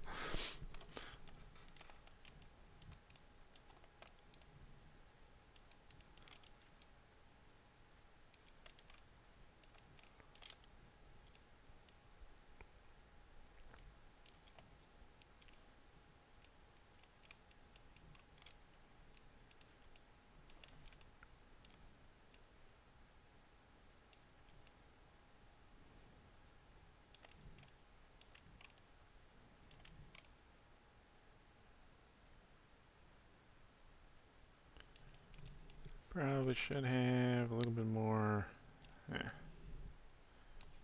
Maybe this is okay for now.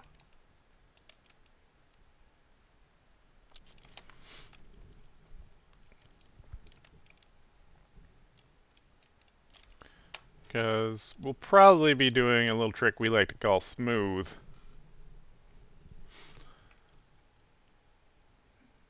And what smooth allows us to do is literally what it sounds like, so you can really smooth out the surface.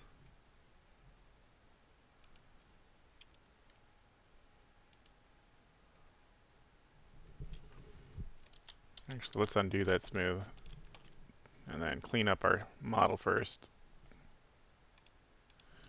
Okay. If we were to do a smooth, which we won't do right now, but just so you can see what smooth is all about,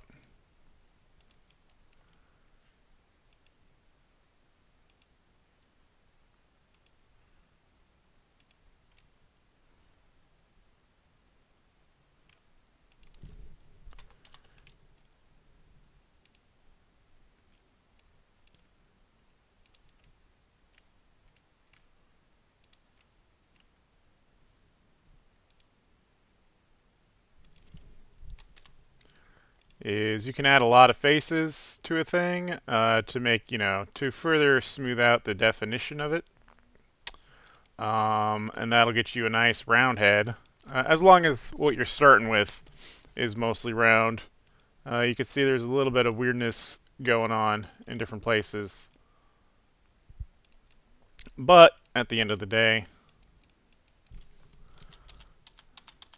we'll probably add a smooth closer to when we're finished with what we want.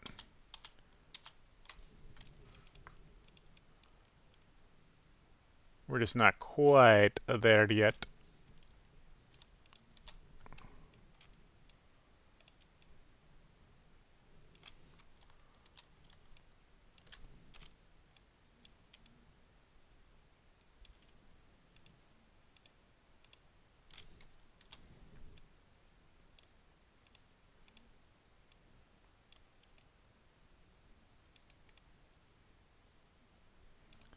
I feel like we still need another band.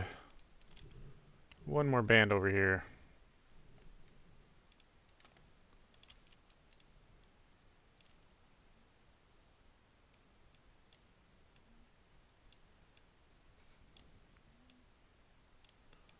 To help us define the weird part of the face where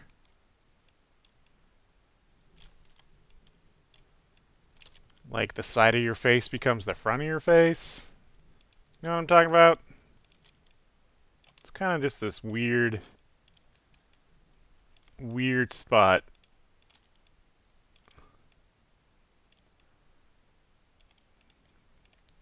It's a little bit hard to define in modeling geometry.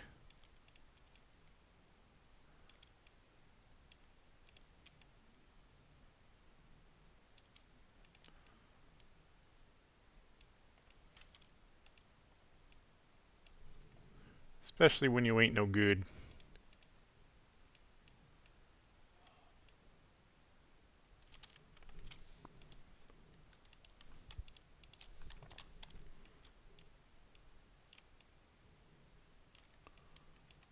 There we go.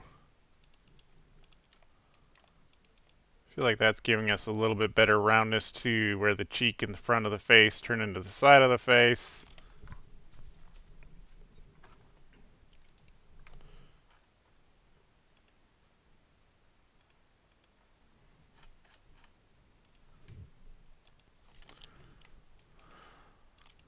And we're still round, still pretty round, which is good. I think I want it a little bit more round.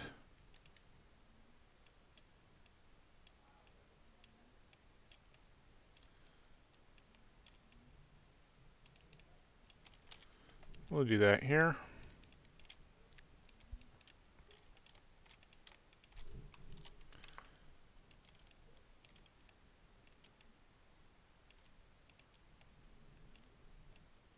Ever so slightly more round, and that allows us to take the neck in a little bit.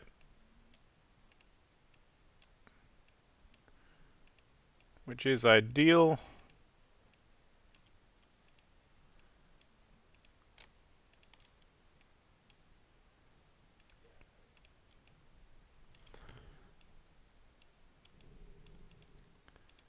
And we can kind of squeeze this part of the face since we have that extra roundness that was added. Yeah, yeah. Aw, yeah. We're starting to get somewhere.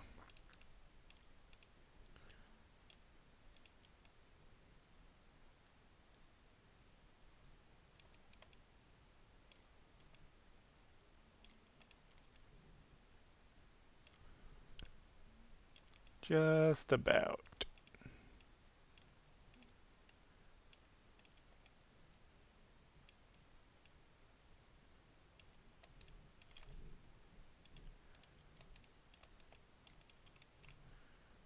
And this little spot right here is still a little weird.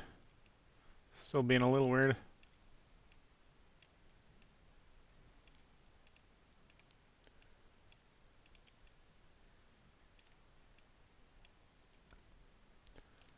So you just push and pull, push and pull.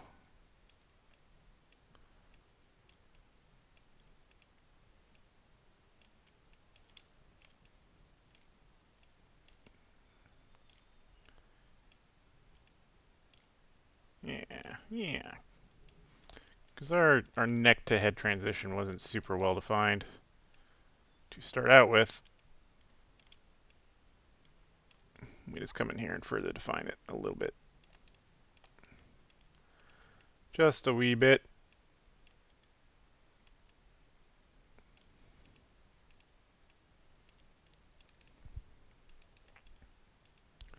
Same with the back of the neck. I mean, we don't need those big old trapezius like he's a weightlifter or something.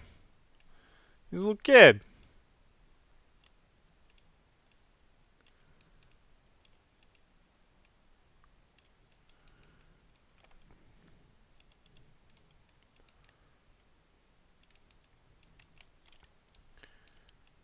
Yeah.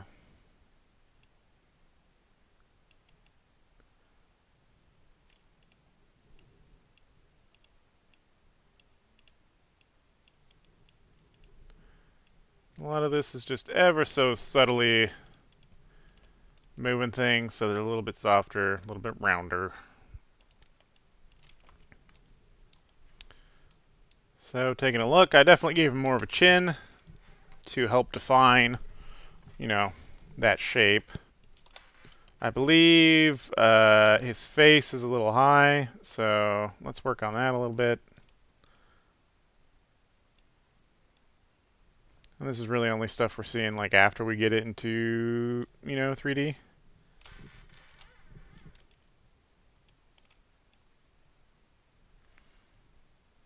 It's like, whoa, bro, what's going on there?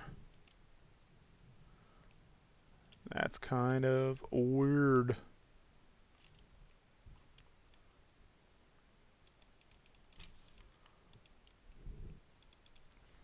Because you got a lot of top, you got a lot of top to your head.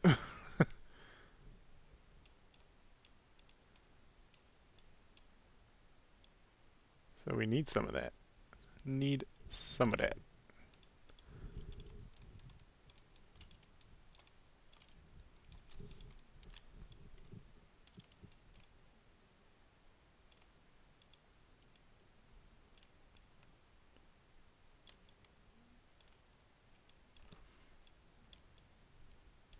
And doing all the classic drawing stuff, like sticking your tongue out while you work, that's all super helpful. So I highly recommend. Just doing a little bit of that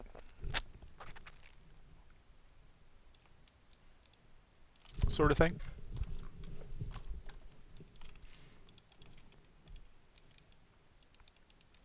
There we go. Let's give him a little bit more kid-like qualities. He's got a little bit more childlike wonder. Maybe a little bit. You'll have a little bit of puffy cheeks. Because, I mean, I always had puffy cheeks. So you kind of want them a little bit puffy. We can help that out with one little more edge in here. Kind of brings this all together. Yeah.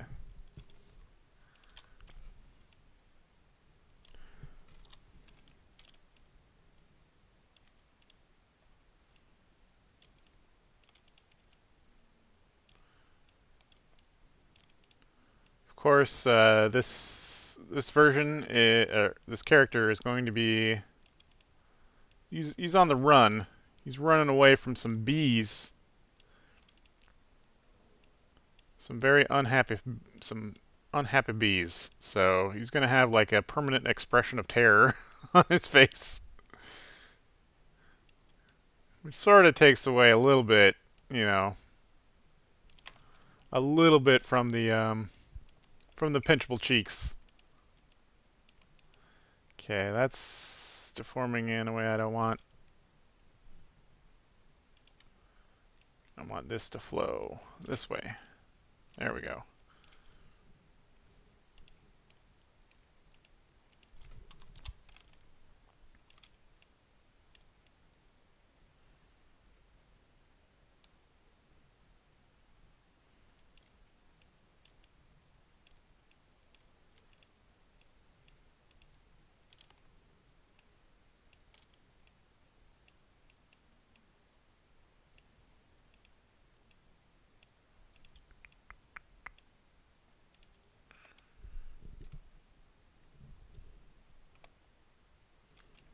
And his head is a little bit, it's got that little triangle peak up there, but it's going to be hidden by hair of some sort.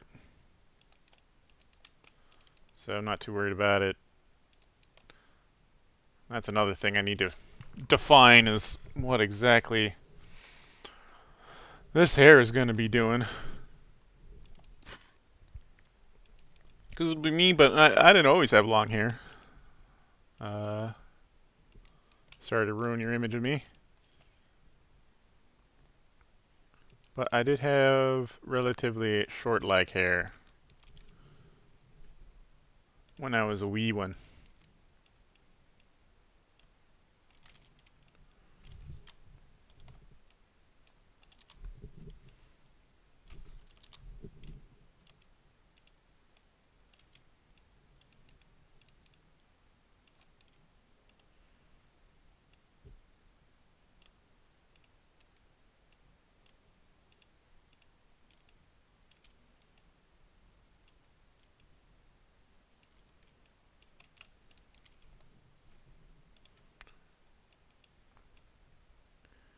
And just sort of continuing to further define shape.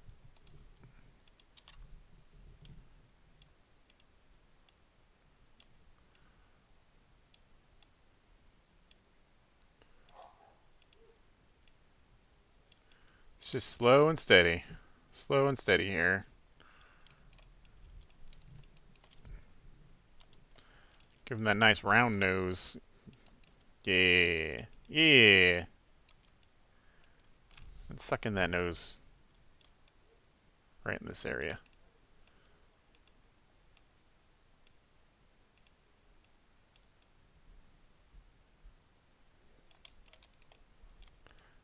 Not too sunken in, but a little bit sunken in.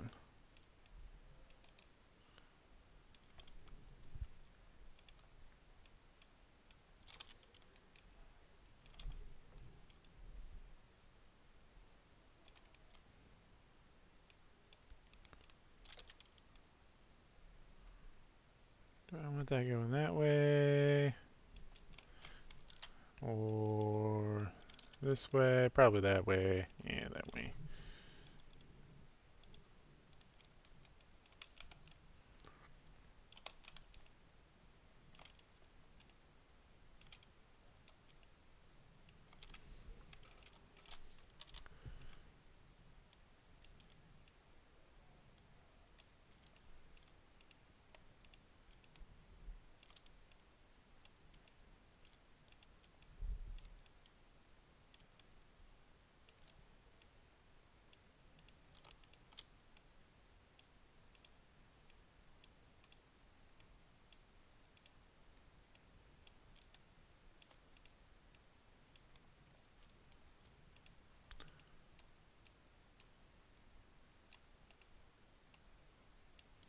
Just working on softening up everything just a wee bit.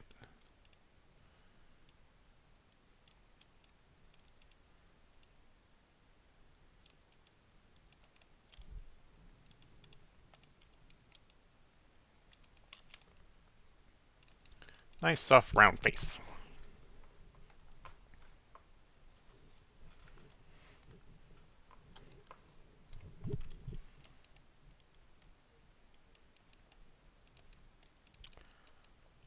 Then if I'm imagining, yeah, we don't even have to imagine. We can just look. We can just look at our forest here, see a comparison, and be like, how's that looking? How's that fit in? Fits in all right. I think that fits in all right.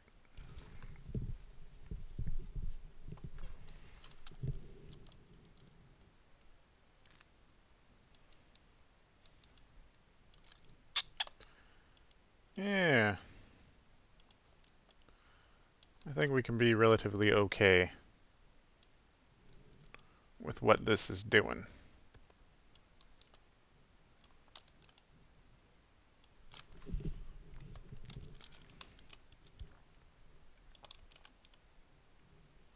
I mean, I would definitely want to further smooth things out, especially in the face. The face could just take, I mean, you could spend years just working on that face.